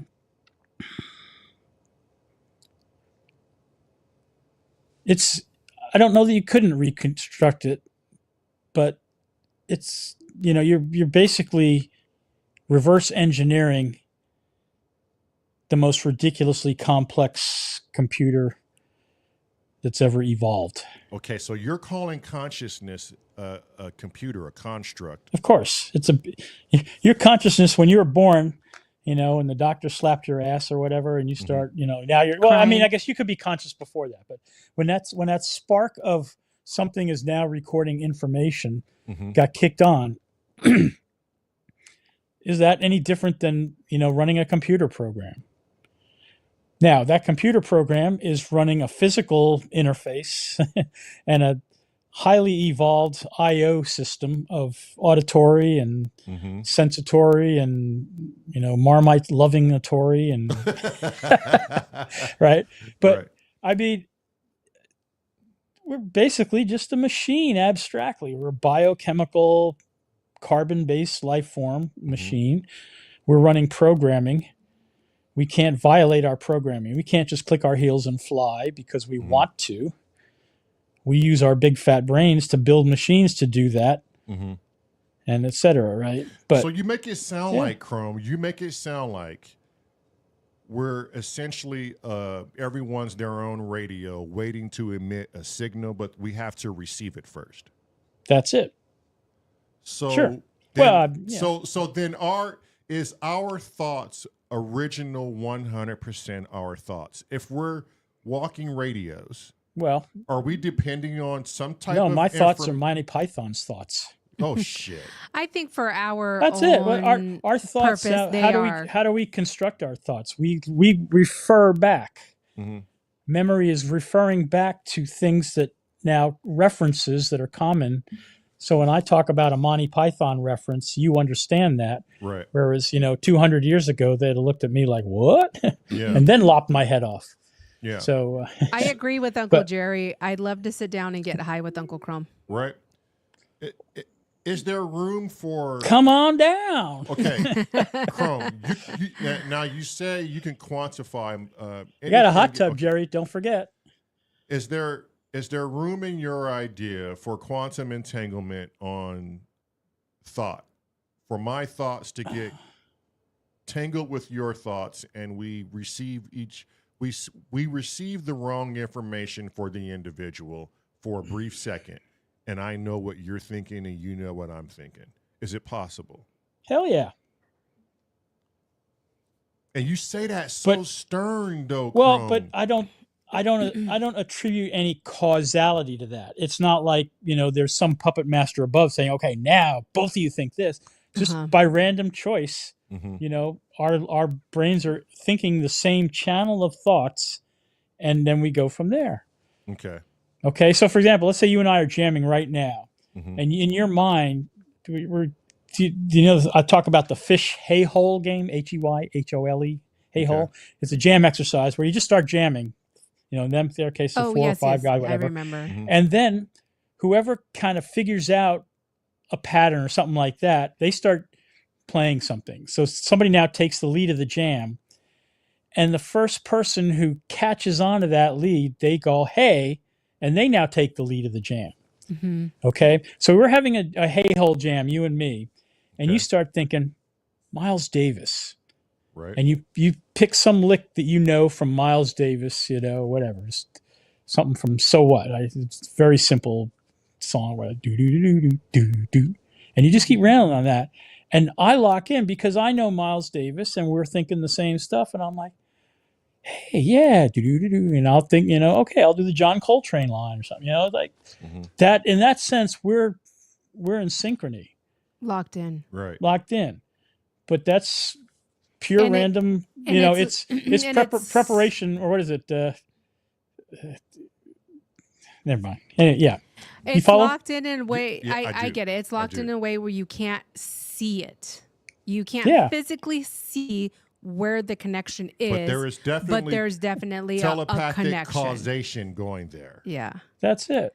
I have a question. I mean, the biggest example of that are our jams. You've seen the EMPS jam videos. Yeah, that we've done a little taste of them at least. Yeah, and that's it. It's all about that's great examples of finding the hay hole. I think in some cases, but where things lock in. And then the other side is when you flip over, when somebody's going off in space, and you're like, reel them back in, or right. Or let's just stop. And there's a question from Steve. He wants to ask Uncle Chrome, what do you? When does Uncle Chrome think we will see AGI, artificial general intelligence? So AGI, I thought they're predicting in the 2040s. And the singularity, I was hearing 2027 to 2029. That's not too far away. Mm-mm. Well, I was hearing that before the Trump administrations. Yeah. Yeah. Yeah. We've taken a big giant step backwards as far as a lot of that kind of stuff, I feel. And what was research Ken's question? just research in general, tech research, and there's a lot of research going on in the private industries, Uh-huh. but Yeah. public research has been, eviscerated, Yeah. and that's not good. Well- Question from Scott Sounds. We're still trying to figure out exactly what Ken's question was. Scott Sounds has a question. Does Chrome think time travel will ever become something available to the consumer? I know there have been theoretical tests which have deemed it possible, but in reality? Well, there is a study that came out that we're already transporting or teleporting particles. So Where? Go ahead. At what's that place in? Which direction, forward or back? I don't know because I'm not well versed in it. I just So- read the headline that we're starting to teleport particles, and it's been done at the CERN Institute in Yep. Switzerland. Yep. Okay. So this is my understanding of physics, and now I took a year sequence of it as an undergraduate and dabbled in it, and what I've had to learn from my career and stuff like that. But I don't believe time travel backwards is possible using what we know. Mm-hmm. So the theoretical way to go backwards would be if somehow this idea of parallel universes where you could jump, you jump into a delay loop or something where you go back in time. And I've watched shows about it and stuff. I just finished a Japanese Netflix series that was very good about that. But it's still, I don't What is think it called? it's all What was about. So the- going forward. So going forward is the Einstein paradox, right? So you got the twins, and you send one, near the speed of light, and he's basically slowed time, so he's moving into the future when he comes back. And that's a question of energy. So making a device that can propel him at the speed of light, minus 0.000 bajillion ones, zeros, ones, is such vast energy that could we do it? No. There's not going to be a dilithium crystal box that will enable that. And when you talk about scales of civilization and, our ability to harness energy is at the most absolute primitive level. We can build a nuke to make, enough power for a city or something like that. We can't harness the power of a planet. We cannot harness the power of a solar system or a galaxy or anything like that. And what they said is if you want to do time travel, you want to start sending stuff basically ahead at the speed of light and then control it coming back. So you're moving it effectively forward that way. You just have to have ridiculous vast amounts of energy to propel those devices and control them, and pay the staff to manage them and make sure they show up at the right day and stuff like that. There's a lot of logistics in those kind of things. So that's my idea of it all. But is there a model for it right now? Is there some? Well, you're talking about the CERN project, the CERN experiments, those kind of things. Yeah. Yeah. So they're working at just the lowest level, right? We're training it to add 1 and 1 and get 2 repeapeatedly. Right. And that's, and it's taken us ridiculous amounts of energy and money and resources and all like that. So what's the percentage that we're living in a simulation? And let me clarify it for you. If we humans can build a video game that is indistinguishable from our I know what you're saying. From our real reality, right, which we're getting better and better every year. Pretty soon, I don't think we'll be able to tell at all. If we can create it, what's to say it hasn't already been created? That we are bound by ones and zeros now.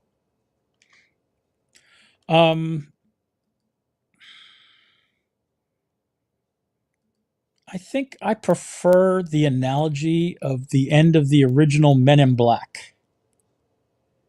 Okay. How's that? So we're not a simulation. If we're going to go off in the what if kind of world, what if we are just like a little micro universe? I think of our universe as part of the multiverse of I call them snot bubbles. So instead of a single snot bubble, right, we're expanding out.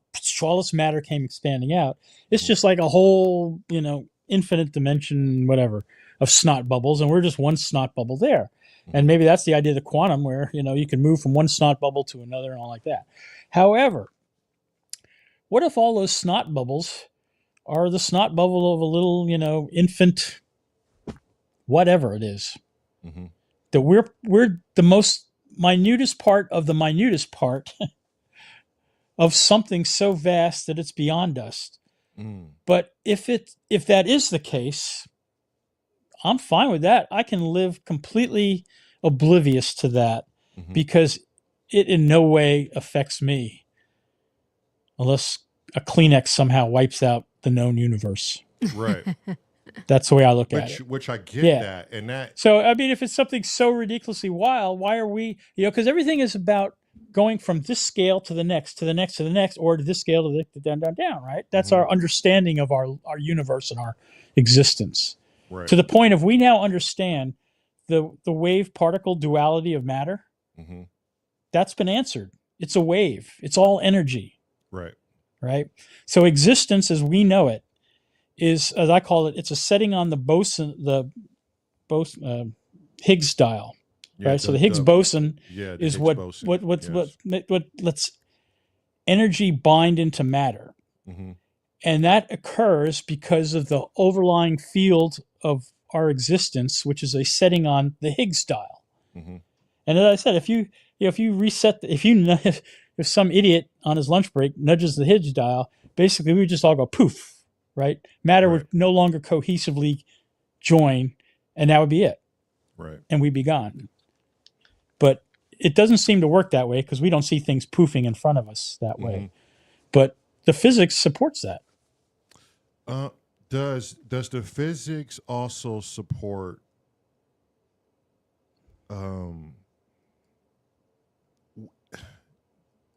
do we actually need our bodies for consciousness to survive? Ooh, that's a great question.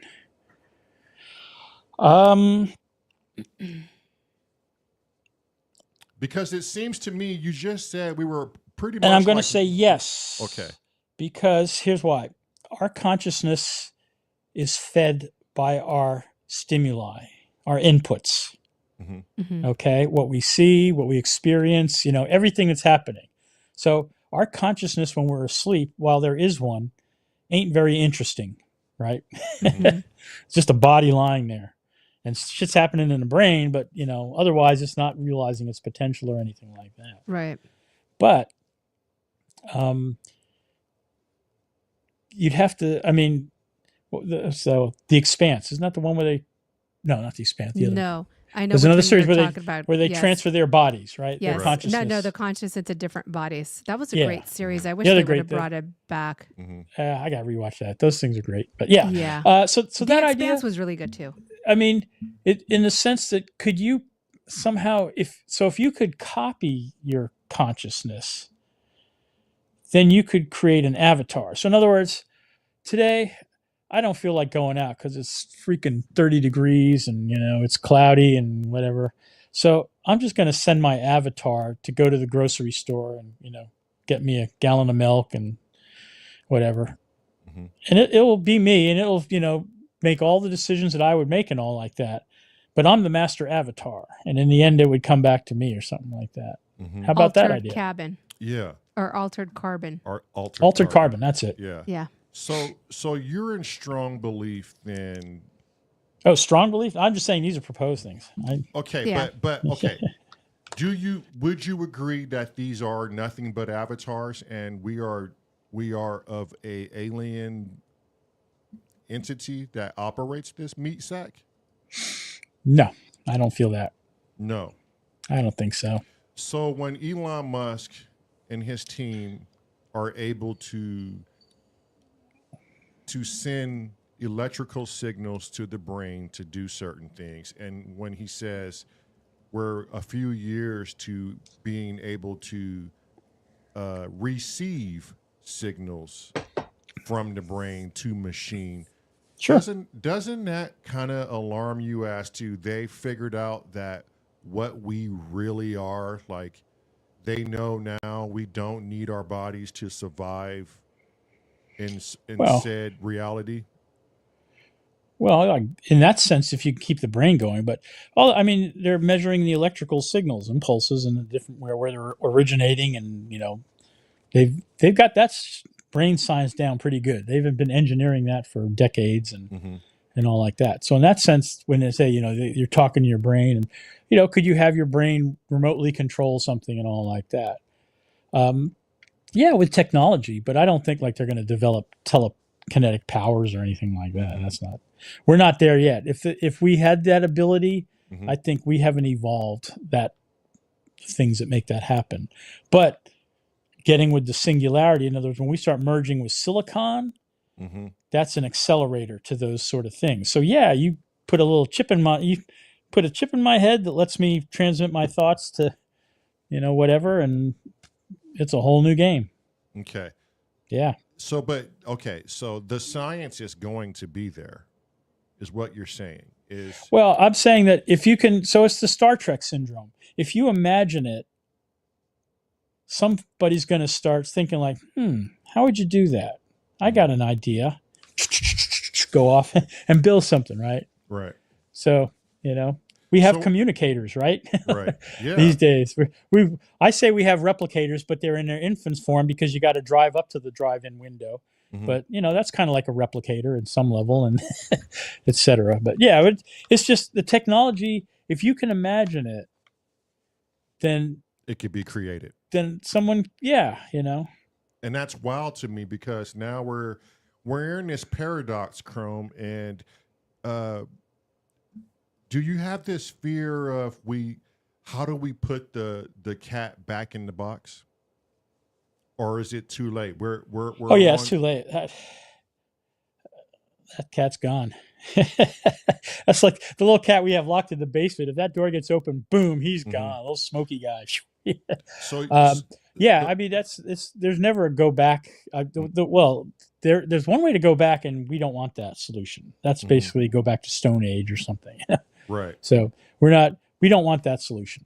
right. But we have to adapt. We have to learn to and I mean we've been faced over my adult lifespan, the technological developments that we've encountered and mastered mastered, at least gotten comfortable with, right? To include Right. everything we're doing right this very second. Mhm.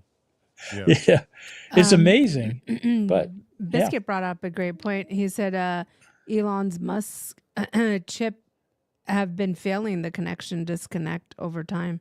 And it's true. Remember we Right. saw yeah, Yeah. didn't they It's- pull did they pull the whole thing or did they stop it? No, their program is very much in effect still, and Oh, I thought they made him they're- stop it. his goal is to receive. His goal is to say, "Hey, I know what consciousness is.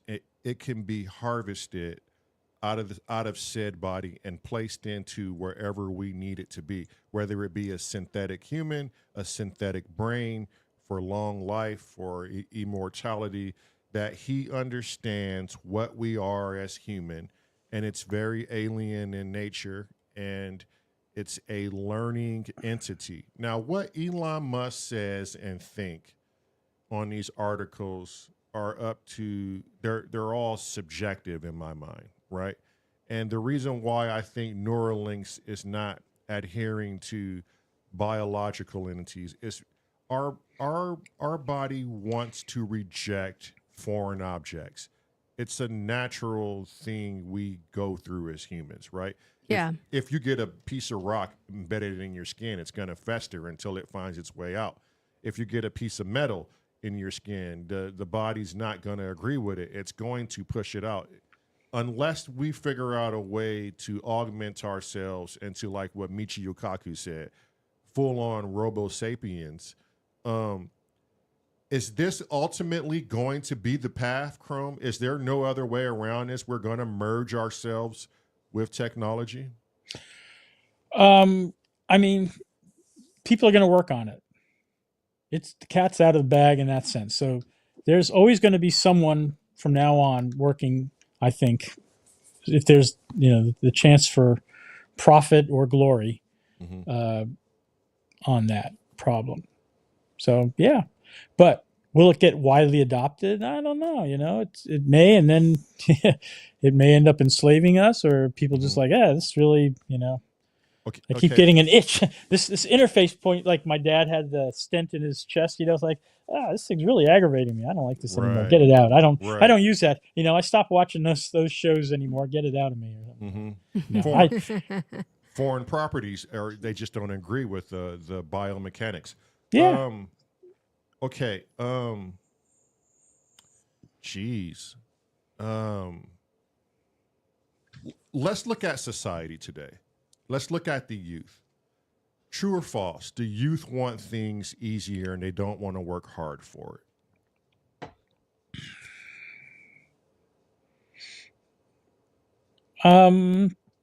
Well, it's sort of true, except that you're judging what work hard is. Okay. So you do a physical job. Like, okay, I didn't take my other child is my older daughter, Natalie. And Natalie's 28 and lives here with her boyfriend, Ryan. So the four of us are a happy family with our two cats who are not happy at all like that.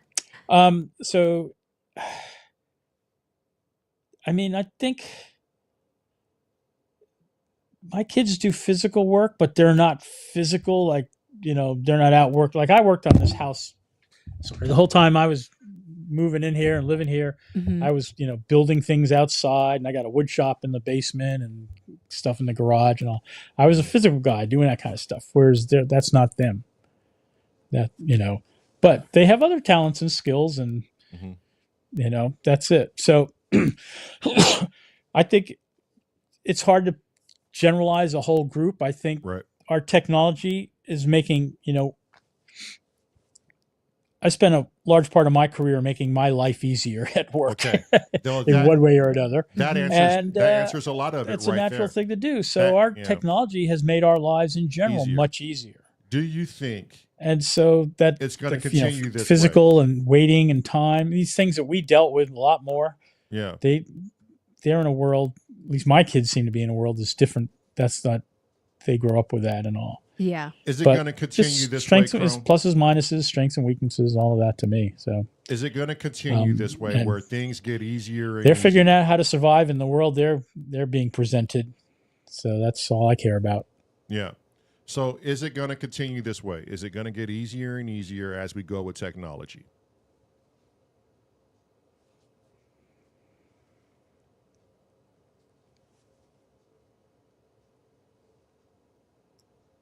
I lost you. Oh, can you hear us? Can you hear us? Hello. Hello. Did you mute something? Uncle Chrome.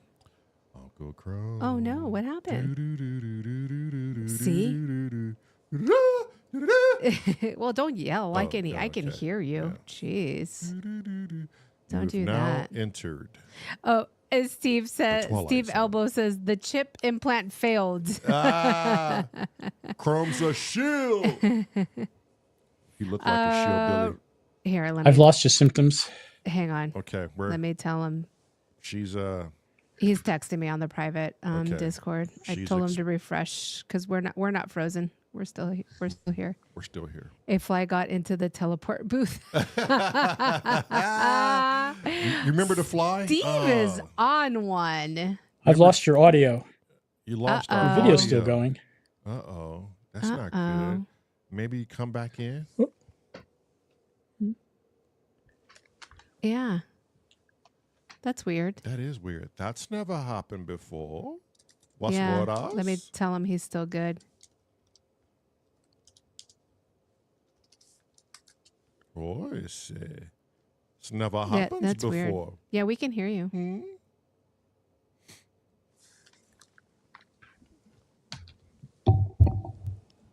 I think it started when he hit his mic. Oh, maybe, yeah. The mic crash. It was the mic crash. I'll let him know in the Discord to let me know when he's ready for the link. Oh, he still might have it. He should. Yeah. You're ready. Oh, there he comes back. Let's see. There we go. Can you hear us? Hello? No, he can't hear us. I don't have any audio from you guys. No. No. What do we do? Did you mute him on accident? No. You guys in the chat can hear me, right? Yeah. We can We let's can hear see. you too. We can hear you. Local audio interface or headphone issues, I guess. Did he pull his headphone? Oh, did you pull your Everybody start spamming ideas right now and let's see how Head. big his brain really gets. set cable out by accident? Yeah, we're not Biscuit, we're not muted. There we go. It Yeah. was my headset. Sorry. I figured it out. Look at me. Okay, Now who has the 500 IQ? you do. Not me. Clearly not me. That's what I said, you know. Okay, let's get back into this, Chrome. Goddamn I it. apologize. So where did we leave off at? Okay, So who the fuck knows? Chrome, is our life getting easier and easier? And do you see it slowing down from here? Is it Yes. going to be ultimately the things we did now is going to be nostalgia, and it's going to be so easy that we really don't want to do much of anything anymore except for our hobbies? No, I don't think that. But I think we've evolved to where our hobbies in our modern society, at least Western society, I'll say, our hobbies are very important to us. Right. And, you know, some people turn their hobbies into their livelihoods and everything like that as well. So, but, I mean, there'll always be people doing work, and, you know, I think there'll be, we've talked about the idea that, you know, there are a lot of people who don't quite fit into society's mold. You know, they're not that 9 to 5. I'm probably doing it again. 9 to 5er or what? But basically, there's something for everybody. I feel. Why not? Yeah. So. And you know, like my kids aren't going to be. I mean, I thought the older one was very good at in math and sciences in high school and all, but the interest just wasn't there. And now she's the art director at a child care center. And that's, you know, her passion. And I told her, like, you know, child care is future proof. AI ain't going to replace child care. Right. Yeah. Sorry. That's a career field to be in. Yeah, Does it robots get aren't the, taking care you know, of the my respect kids. and the, Yeah. the monetary reward that it deserves? No. Yeah. For the most part. Yeah. But that's life. You know, society needs to address that kind of stuff. Yeah, Yeah. it's funny. I saw a But, video the other day of a So there's robot. people for everything, you know. It's Yeah. even medical care, and that's something like AI is definitely going to make a big difference. When I was getting all my Agreed. things checked out and whatnot, there was one of the doctors who was, you know, basically like evaluating medical tests for me. I told him, you know, I was like, you know, AI is going to take your job someday. He didn't like that, I don't think, but it's sort of like, you know, a smart machine can decide what this data means and stuff like that. Yes. But he didn't seem to have any particular But you deep diving questions for me hit or it on the anything, you know nail what I mean? there. It's just like there's a lot of routine stuff in medicine.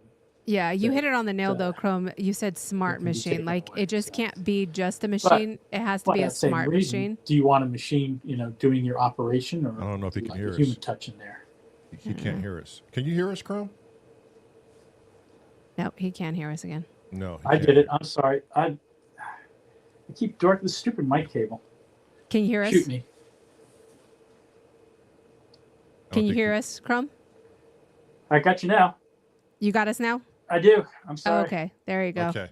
All right. Go ahead. So Or headphones. Chrome was saying a smart machine, right? Uh-huh. And I think that's the super important part of the whole AI thing is it being smart, because I had seen a video the other day of It was in some Asian country. I don't know which one exactly, but they had AI machines servicing people when they went up to order whatever it was. And this one gentleman was ordering a hot dog. And you can see the AI machine like taking the hot dog and taking the bun. And it completely fucked up the whole order, where at the end of the day, it was an uncooked hot dog in a bag and threw it in the dispenser and gave it to the customer who ordered a well-done hot dog in a bun. Right. And I think things like that are going to happen regardless, because we're early AI, right? But Well, is it the whole always... thing about AI is the next time he goes to order that, he's going to get a raw hot dog, still frozen, but there'll also be a Chelsea bun in the bag. There you go. But see, that's the thing. There's always the possibility of a machine, failure. Well, And but anything man-made it's going to fail in one way or because we're not perfect, right? Exactly. sure. That's the thing, is that at some point the convergence is when the machine failure rate is less than the human failure rate. Right. And I guarantee you, like the biggest thing, here's the biggest technology I want to see right now, and I call them personal trains, an electric autonomous driving network of cars on the roadway. And people, I like driving all that. Fine, there'll be roads where human can drive, but I want to see Interstate 95 to be freaking Minority Report on the land. It'll be separated from humans. Right. The humans are out of the decision loop unless there's something that it suddenly says, "Hey, we need you to take controls." Whatever's coming up, like slick road conditions, and we want you very close to the wheel, whatever. Anyway, those are the worst conditions for humans. But when you but the point is, if I want to get in my car and say Kennedy Center, sit back, roll a fat one. And go. Turn on the tunes, watch Symptoms of Reality. And, an hour later, not even half hour later, because those cars are all doing 150 miles an hour in perfect synchrony in the left lane. And, they know how to move through the lanes and stuff like that. Yeah. And there's a lot of infrastructure that has to be built. But the efficiencies, people say, America, the problem in America, there's no trains. It's like, we could build the trains. We could, electric cars that are communicating with one another makes trains. Right. Yeah. But you got to be careful when you speak like that, Chrome, because when you speak like that, that means you're doing away with city jobs. Like the police won't write half as many tickets as their politicians want them to. Sure. Because that Good. makes They need to figure something money. else out. Then hang on. Let me finish the point here. Okay. Because it's a domino effect. Okay. So the police aren't out writing tickets anymore. Politicians want more taxes, want more money, which generates, and I know this because I know a CHP officer, and he explained this to me well. They have quotas to make. Oh, yeah. They'll even stop you if you're doing 3 miles over the speed limit if there's a quota to make. Now, not only does it affect that, it also affects the means of, I might have caught you drunk driving. So then I can take you to jail, because in the U.S., the incarceration business is one of the... Well, that's the word, business. It's the incarceration and business should not be words. Exactly, but it's the number one business in the U.S.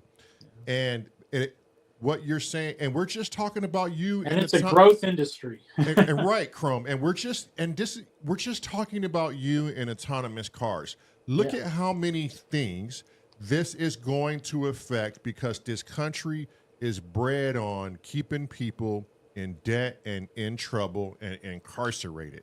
Those are the key factors what makes this country run.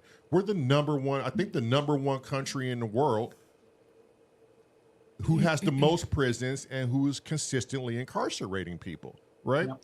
So Chrome has an idea to fix traffic forever. It's sustainability. Well, I don't know if say fix it forever, but it would make a huge dent in traffic fatalities, and it only gets better from there, Chrome. Yeah, go ahead. I mean, yeah, your point about it has, what's the negative effects? Anything that's an improvement has a negative effect. Yes. And I think, if the police are making their money off of traffic tickets, then just, double the fines and hit those guys. There's plenty of people going to be driving. My point is people won't give up driving. So I'm going to say I-95 is a personal train highway. Route 1 or other, the parallel roads around here. You want to do stop and go in your car? Go nuts. That's fine. Right. That's still good. It's still going to be there. We yeah. won't get rid of it. But it still slaps the face of OPEC in the oil industry. Now we're not consuming enough oil. You see where this is going, Chrome? Like any positive step in a direction on a government that's built on negative intentions, it causes these ripple effects where big and bright ideas like this that should happen. Well, so what I'm hearing you say actually is that there are influencers who can punk what I call the market economy. Right. So the market economy says, hey, somebody built a personal train. It costs $100,000. I can't afford that. But now they built it and it costs $30,000. I can afford it. I want a personal train. And suddenly, personal trains are what people want. Right. Other people are like, no, I hate personal trains. I want, my good old gas guzzlers. I want my Humvees. Okay. Right. I doubt, that market will grow. These things are all in balance and stuff like that.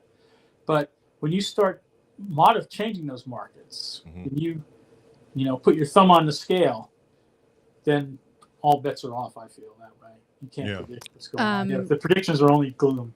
So. Really quick, we have 30 minutes before Jarvis is on. So chat, get all your questions. This is the time where we open it up. Send all your questions. This is the time to ask whatever you would like. Something that James Dyson posted a math equation. Oh, yeah, I saw missed what that was, but I thought he was trying to talk sexy to me, and the answer is, we'll talk later, buddy. Yeah. Oh, shit. That was a personal code.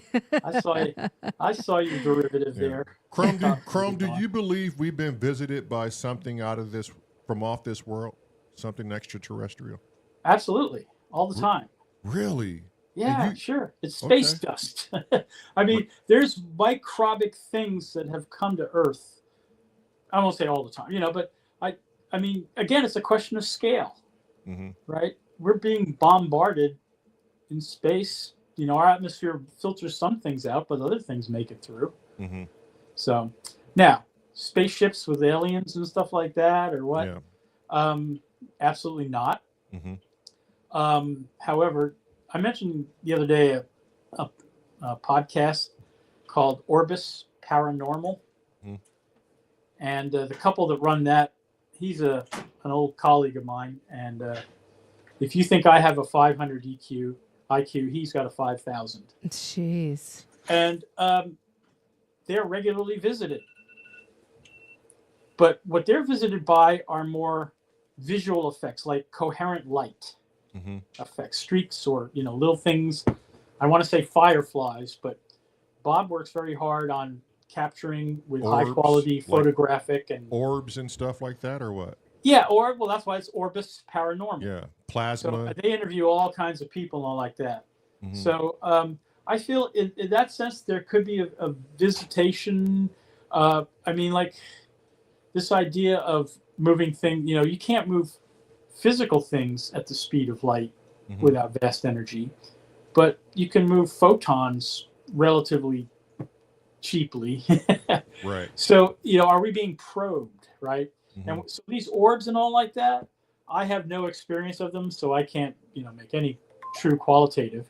But I could conjecture that something could be sending some sort of coherent light, like light radar, crossing the galaxies to hit us just to see, maybe it just wants to know, like, what's the main ingredients here? So, it's like, and it can't converse with us. That's the metal going into your body. They're not compatible. Right. So that's like your body data. Doesn't say like, hey, I see where you're going with this. Let's get comfy. No, it could data be something collection. like that. But that's all. I'm just all conjecture. Yeah. And that's it for me. So it's collecting data. It's our proverbial. Right. Or just it could be just because they can. Yeah. Some high school kid's science project is I can send a photon to that little speck right over there, and make it dance. Who knows? James Dyson put in the time travel equation from Okay, from Einstein's travel. Albert. Thank Yep. you. Mm-hmm. That's what it was. Yeah. Yeah. So and so do you understand Einstein's laws on spooky actions? no, I've never Okay. studied that in any depth or whatever. Okay. That's And- it. I like that spooky action stuff. It's Yeah. Spooky action. kind One of of the people, the performers at this Electronica Fest show we had back in November, is spooky action. has anything happened to you, Uncle Chrome, that you can't explain? Like literally, you experienced something, nothing is scratching my head like what the and you're like, hell's "What that? the Yeah. fuck was that?" You ever see that old Steve Martin routine? He But- did a bit where I think it was just him. He's like looking off and what the hell is that? Oh, What the yeah. hell is that? Mhm. That's all he did, like 5 minutes. What the hell is Hell that? is that? Yeah. So, Yeah. Anyway, Yeah. yeah, nothing for me. No. So, but I Well- understand, and the thing is, so for a guy like this Bob in Orbis Paranormal, Bob McGuire, Mhm. Can we get that link up there? Which one? Steve? Orbis Paranormal.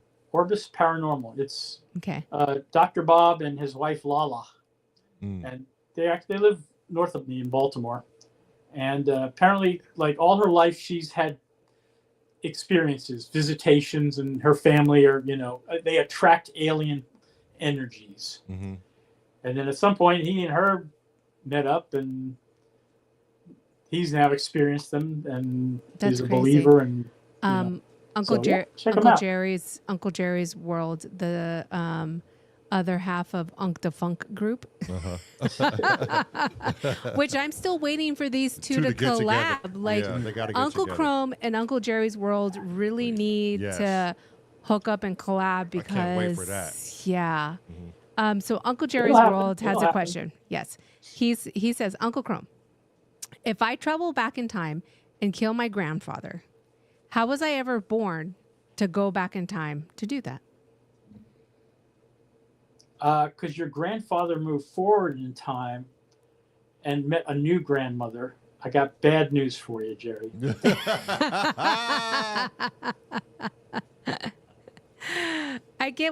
I see where you're going, Yeah.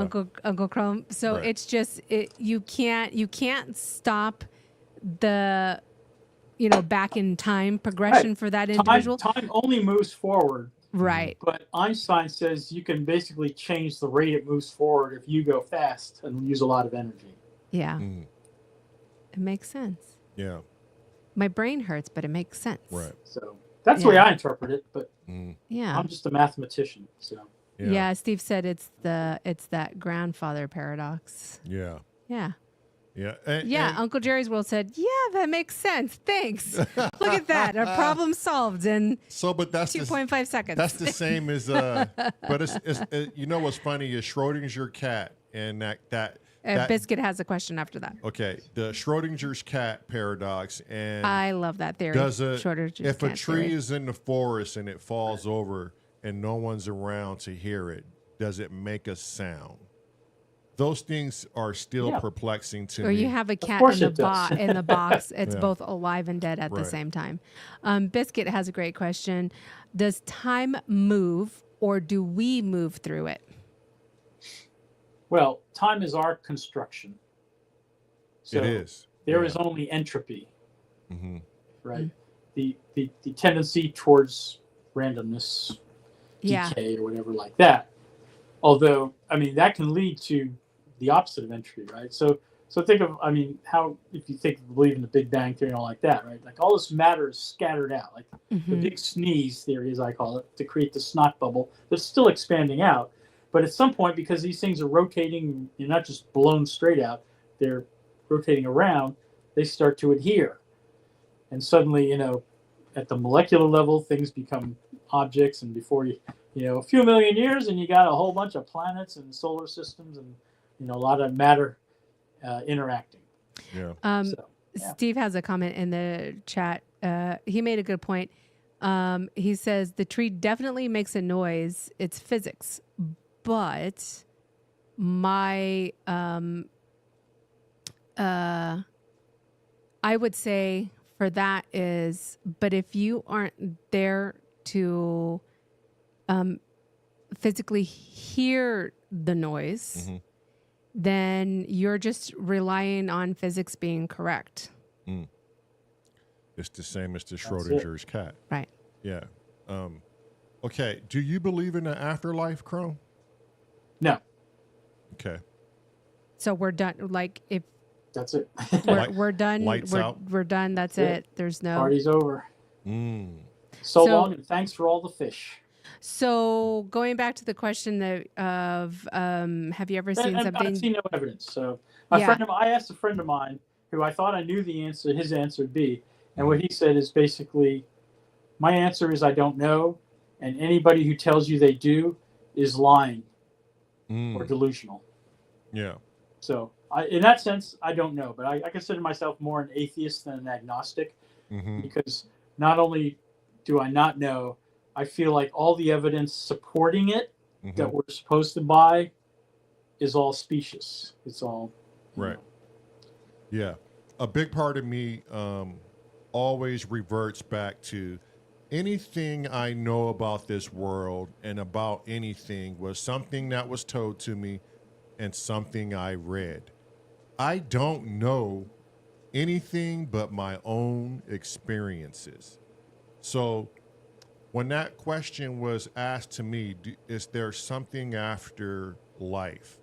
And I go, I don't know how to answer it because everything I know is from someone else's interpretation, because I don't know how to quantify that or study it without being influenced by someone else's ideation.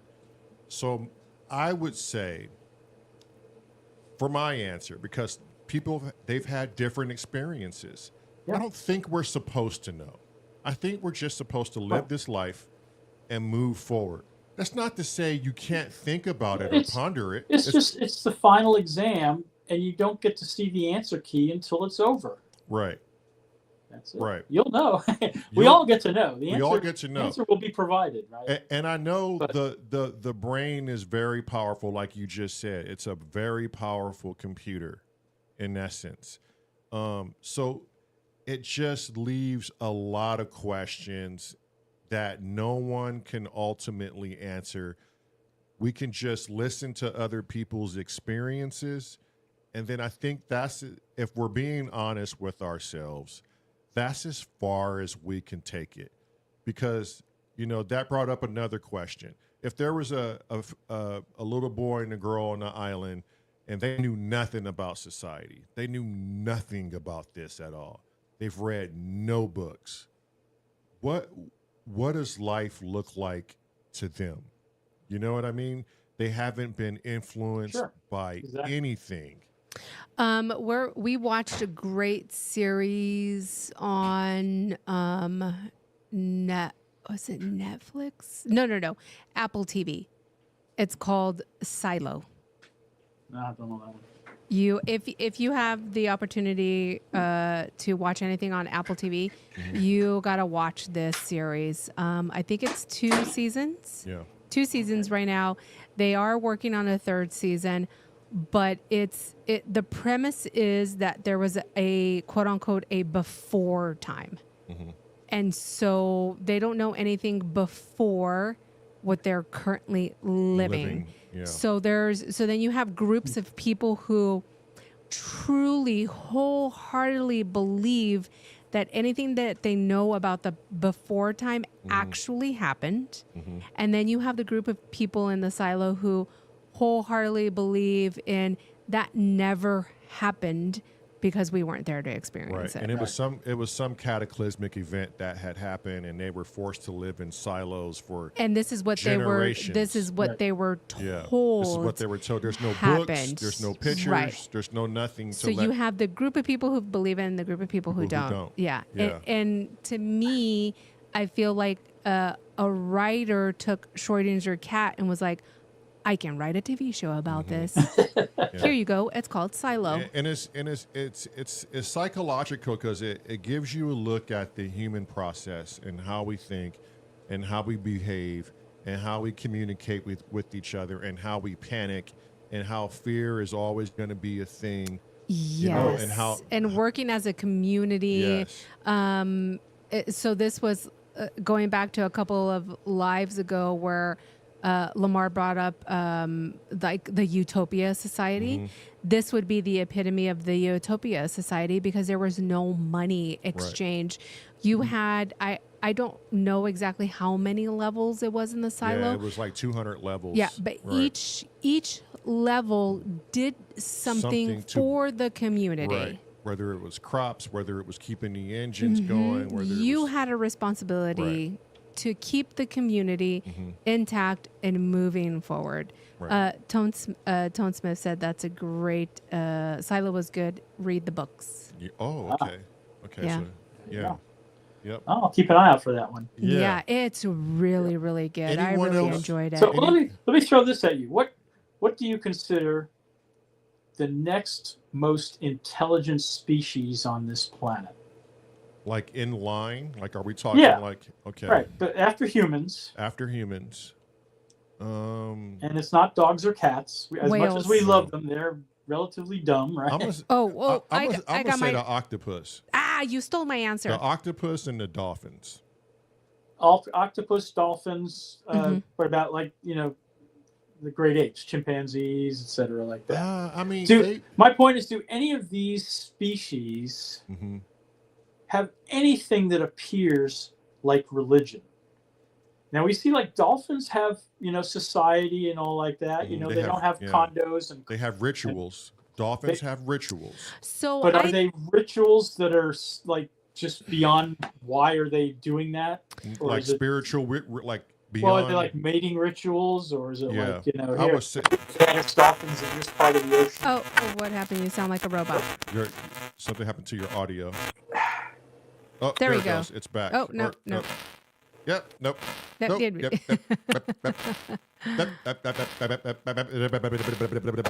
you're so staticky. What happened? It was getting so good. It was getting so good. And we only have 15 minutes left. It's my audio interface. No. Uncle Chrome, no. Oh, much better. What? Don't even fart, and we should be good. Don't even fart. Do not breathe. Oh, no. Well, Heidi says bacteria is smarter than me. Bacteria? Yeah. Heidi, I happen to agree with that. Bacteria is freaking smart as hell. James Dyson says, watch ants. Long enough conception of society within the smallest of insects is ripe. Yeah, ants are pretty crazy. See, that's what Lamar was saying, James, is that the human species needs to be more in the behavior of an ant colony, where the sole mission is to keep the queen alive, work as a society, and live.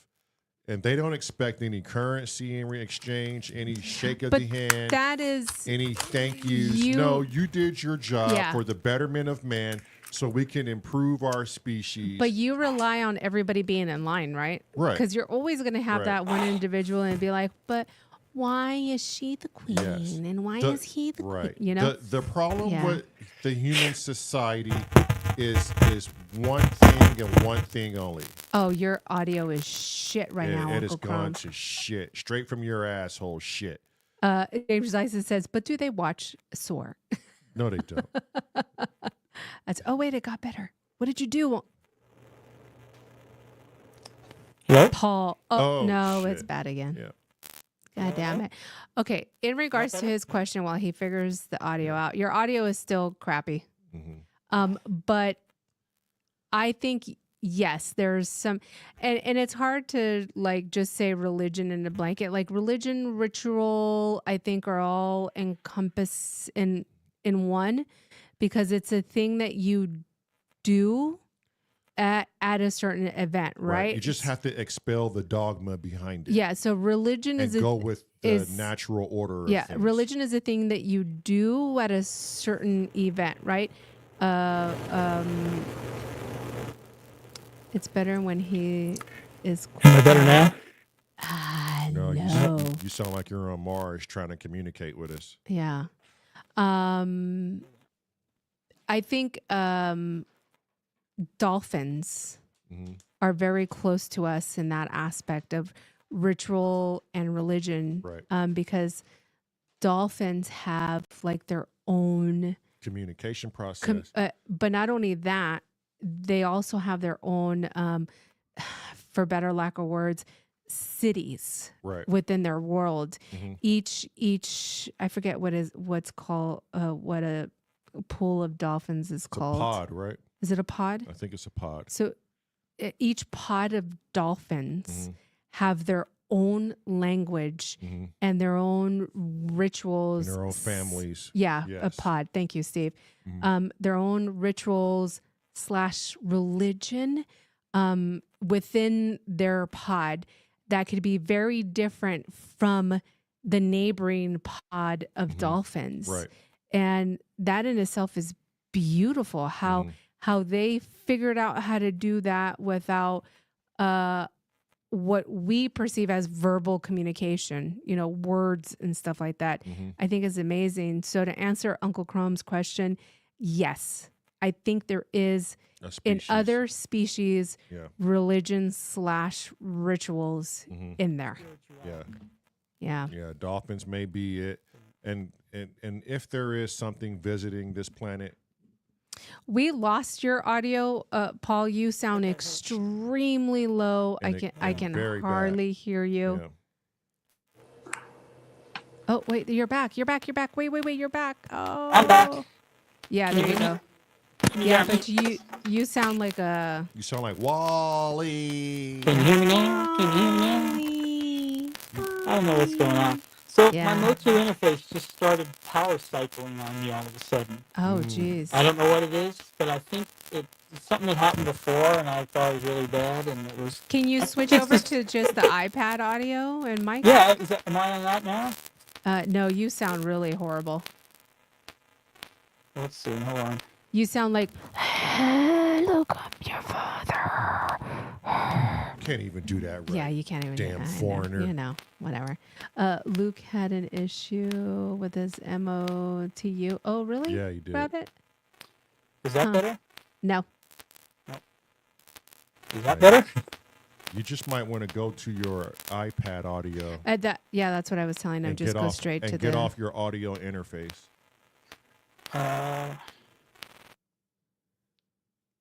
Yeah, I think it's gonna switch it over now. Mm-hmm. To Streamyard. It sounds like a bit rate to set to. Okay, microphone. Oh, there you go. Go. Now it's clean. All right. I think, yeah. Yeah, now you sound I'm really not good. this Streamyard. I swear to God, I wrote GUIs 40 years ago, 30 years ago, Uh-huh. and I could write a GUI better than this crap. I'm sorry.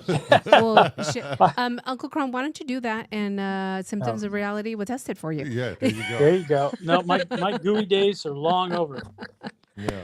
Okay, teach That's me. it. So you got me okay now then? Yeah.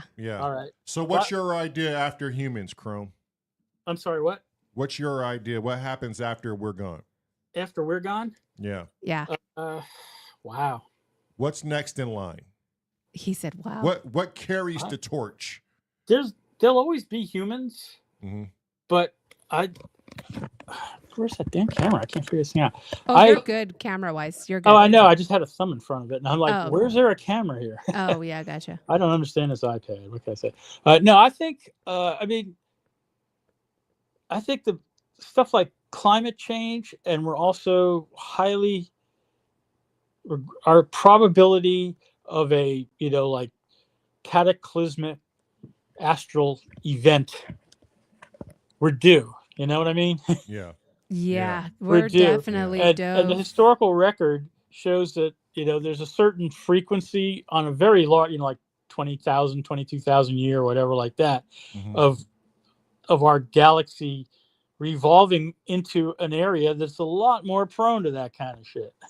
Yeah. So, imagine us basically being wiped back to 1880 technology-wise, or 1840.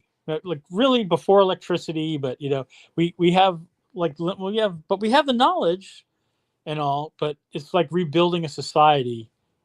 You know, if we lose the it's like going back globalization, to the silo. That's silo. That's like they silo. went from day one. Yeah. They're well, making their I don't own think we'll ever breads and they're- silo. I don't. That's extreme, but I think No, I don't Yeah. think so You know. either.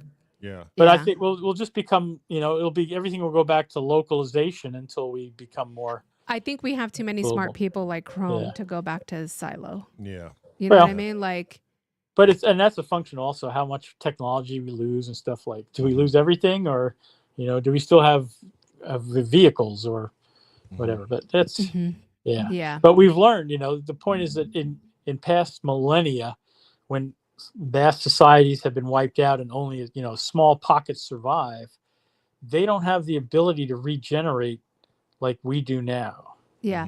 Mhm. Right. The Wookiee So- says in the chat, in 2000, a think tank said that the humans only had 150 years to remain as a dormant species. Mm. Yeah, I mean that's, and now is it 140 or 135 or or 100? I can't do the math. Look at that. I'm Oh, not an yeah, accountant, yeah. damn it! I'm a mathematician. Yeah. I can tell you why those 125. numbers are better. So 125 years left. Yeah. 125. Okay. Yeah. Yeah. So But you're a mathematician. Come on, I was a Chrome. That was mathematician. easy math. I What? stopped being a mathematician. How long? 25 minus or 150 minus 25 is what? 125. See? Yeah. Come on. I You know. you were overthinking it, and that's what happens when you have a 500 freaking Yeah. IQ. The small shit That's doesn't. it. Yeah, that's what Yeah. I always say. The stupidest people are the smartest ones. Yeah. Well, Um. I point out my whole time through graduate school, I had a calculator watch. So, Yeah. and I used it, We have about 5 minutes left. Mhm. as do I. Yes. I think my troops are rallying here. We're going out to a restaurant Oh, about nice. 45 minutes away Nice. for the birthday celebration. So, So, Oh, nice. quick question for Uncle Chrome. Uh-huh. What does he want his legacy to be for his kids? I don't think about that. I don't know. Hmm. They, you know, be good to one another and find your bliss. Yeah. That's about all there is. That's beautiful. Where? Oh, and marry rich. That was the other one. Yes, Marry rich. I'm Very very smart and rich. Where does all of your So- equipment go when you're dead and gone? Hey, Natalie. Has So, that okay, been I dec- know there are certain instruments that they want, like the Tarser bass. Mhm. Natalie took lessons for one summer, so she's Oh, playing that. nice. Mm-hmm. And I didn't show you my horn collection and stuff like that, but I got Well, back we're into gonna trumpets in def- 2003. We're so, going to have yeah. a part two But, with you. In But our yeah, interview, so there's certain horns, and they know like some of my stuff, but basically, I think that the EMPS or whoever is local will come and, you know, check stuff out, and they'll reach out to one of my friends and say, "Hey, anything of this stuff you want?" Yeah. Mhm. We'll see. Has But- Uncle Chrome achieved everything in his life that he wanted to achieve? I've achieved an awful lot. That's not the question I asked. I know, but have I achieved everything? Mhm. Yes. Yeah, I can't. I'm not. I don't have, you know, big dreams. I'm in cruise control. I gotten to the point. You know, there's some point where you've run your whole life as hard as you can, and you do that Wile E. Coyote leap off the cliff and just go. Yeah. Yeah. And that's me. I'm going, That's beautiful. and I'm not looking down. That's awesome. That's be it. at Living my that- truth, and that's it. Yeah, but To be at that point in life Mhm. where you're like, I'm smooth sailing now. Right. Like I think everybody before retirement is trying to achieve that Achieve it goal, right? Yeah, before they Yeah, retire. yeah. Yes. Yeah. Is it Yeah, everything it's- you expected it to be? retirement. Yes. Oh, it's even better. Yeah. As I say, it's the best job I ever had because now I'm paid to play and I take my work damn serious. Nice. So I play. Yeah, it's retirement is the freedom from have tos in life. Hopefully, if you do it right. If you don't, you still got a lot of have tos. I have to do this. I have to do that. you know. Right. And but that part of it was very nice. I have one more question, and then I'll let Okay. you take over, Go babe. Musically wise, is there anything that you want to achieve that you haven't yet? I want to make this damn Tascam board work for my Nice. Garen, because the night that I missed you guys all jamming, Kent and Robbie and Violet and all Yes. that, Yeah. that was the night that Garen was over here, and we were trying to get the board's ADAT to talk to the computer, and I couldn't get the Tascam's ADAT flow to work. Oh, It works. wow. It works. The analog side of it works, so it's a perfectly wonderful 8-bus mixer and everything like that. Yeah. But I can't get ADAT digital out, so I have to go back to the old solution, which was TDiff, Tascam's interface, with my Motu box. But that's another day, another project. So now just sort of, I just keep doing what I'm doing, keep on keeping on. That's what it's all about. Yeah. And I found my hay, and just holding away. So, and hopefully keep doing these blippity bloops, one a month. Yeah, those are awesome. So we're definitely going to have a part 2. Yeah. And we hope to have a part 2 with everyone who's come on so far.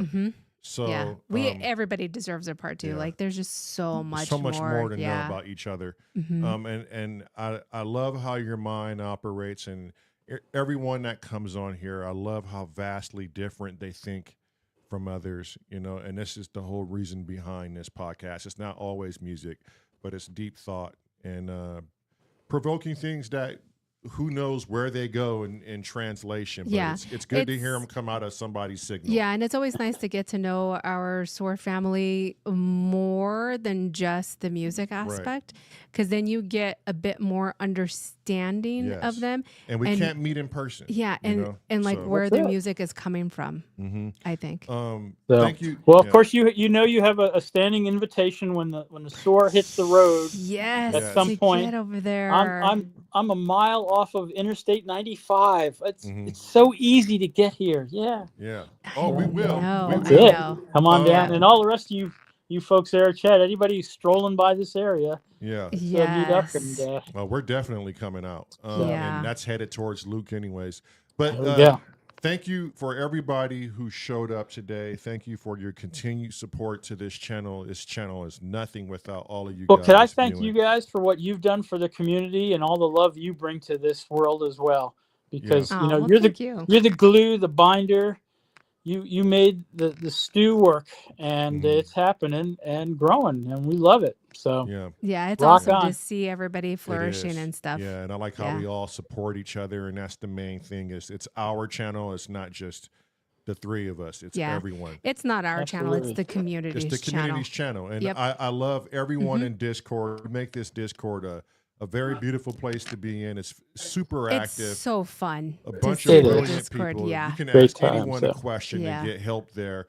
Get Jervis is next. Thank you, everybody. All right, I'm getting dirty looks too. So you guys love it. Thanks so much. Okay, and we'll thank see you so next much, time. Chrome. Happy birthday to your daughter. Before we head off, make sure you guys go to Uncle Chrome's YouTube channel. Please subscribe to his channel. It's pinned in the chat. It is also linked into our description. This guy is just like, I love genius. The music that he does. Genius. I really do. And, yeah. And also, when Chrome does something live, and it breaks my heart to see that it's only 5 people viewing his music. So I know the time difference is crazy. Go But back and watch it. If you guys get a chance, please turn the notifications on his channel. View his content. The dude is a genius, and that goes to it goes to be said with Viral Beats and Apollo Hanzo, and there's so many people out there that could use a bump in participation. We can't do it by ourselves, so we really depend on everybody to get in there and to go in there and support everybody. Kudos to Doommonger. He submitted his popcorn jam for this Friday coming. So come on, guys, let's Beats, get him Studio in. Effects, Keith and Watford. Come on, Let's Yeah. get that popcorn night going. I know you guys got old material you Yeah, want to put out Heidi, there. thank you so much for joining us Thank you, Heidi. on this episode of interviewing Uncle Chrome. Your vocals on that Purple People video was amazing. Yes. Yeah, keep Yep. coming back. Yep. Thank you, Scotty. Sounds Thanks, you guys. Scott. Yeah, Scotty has been Scott is invested. such Scott, yeah. an amazing supporter of our channel. Scott is a financial investor, Yeah. co-producer. He's helping us with our album. Yeah. We won't release him or Cresshead until Yeah, until we're done. it's done. You're locked in, Yep. Scotty. Those of you who are missing out, starting tomorrow, we're working on the album Monday through Thursday. Yeah. Scott and Cresshead are co-producers for the overall challenge of this. Yeah. And then we have a bunch of guest featuring artists who are a part of the S.O.R community. If you want to feature on our album, get in the S.O.R Discord, say you're in, listen to all 8 tracks and see what you're going to be in on. Scott is teaching us Ableton and how to get through this madness. Cressy and Scott together are great producers. Yeah. And those who enter the track, you two will be a producer. And Biscuit has entered to do a Biscuit remix. has wanted to do a So remix. Kent yeah. Spong is a great mentor in many aspects. yeah. Everybody, please. And soon, Join in and James, let's have fun. James Dyson will also be Yeah. your And- mentor. oh, yeah. We're working on stuff We're with working him on- as yeah. well. And James Dyson is also going to feature on the album. Yeah. So he too is getting his fingers in this. I'm still waiting on Tracker Jack to Oh, get James in. Dyson said I'll do you a full track. Oh, well, shit. There Yeah. you go. I'm still waiting for Tracker Jack. My brother and I are like keeping our fingers crossed, but Tracker seems to be avoiding us from Tracker, I know you're in the chat. his restless see thing you. of shaving his body. You sexy German. You. Thank you so much, everybody, Yeah. for coming out. Go to Get Jarvis. We'll see you over there, Go watch that fluffy little lynx. and we'll see you tomorrow. And Scotty, thank you again. Thanks, Scotty. for that Appreciate super it. chat. We really appreciate you, You're man. always helping us, and I know You're you say amazing. we help you, but Yeah, God damn you, Scotty. you're helping us. Yes, you are. You have no idea. Thank you, everybody. Good night. See you tomorrow. Keep me in your best wishes. I have a shot. Hopefully, this will be my last shot from my back, and everything will be good. Good. Yeah. It's tomorrow morning at 9:30 a.m. our local time, Mm-hmm. and then we'll see you on our live tomorrow after Hardware Jams Yes. stream through is done. Yep. Good Bye, night. everybody.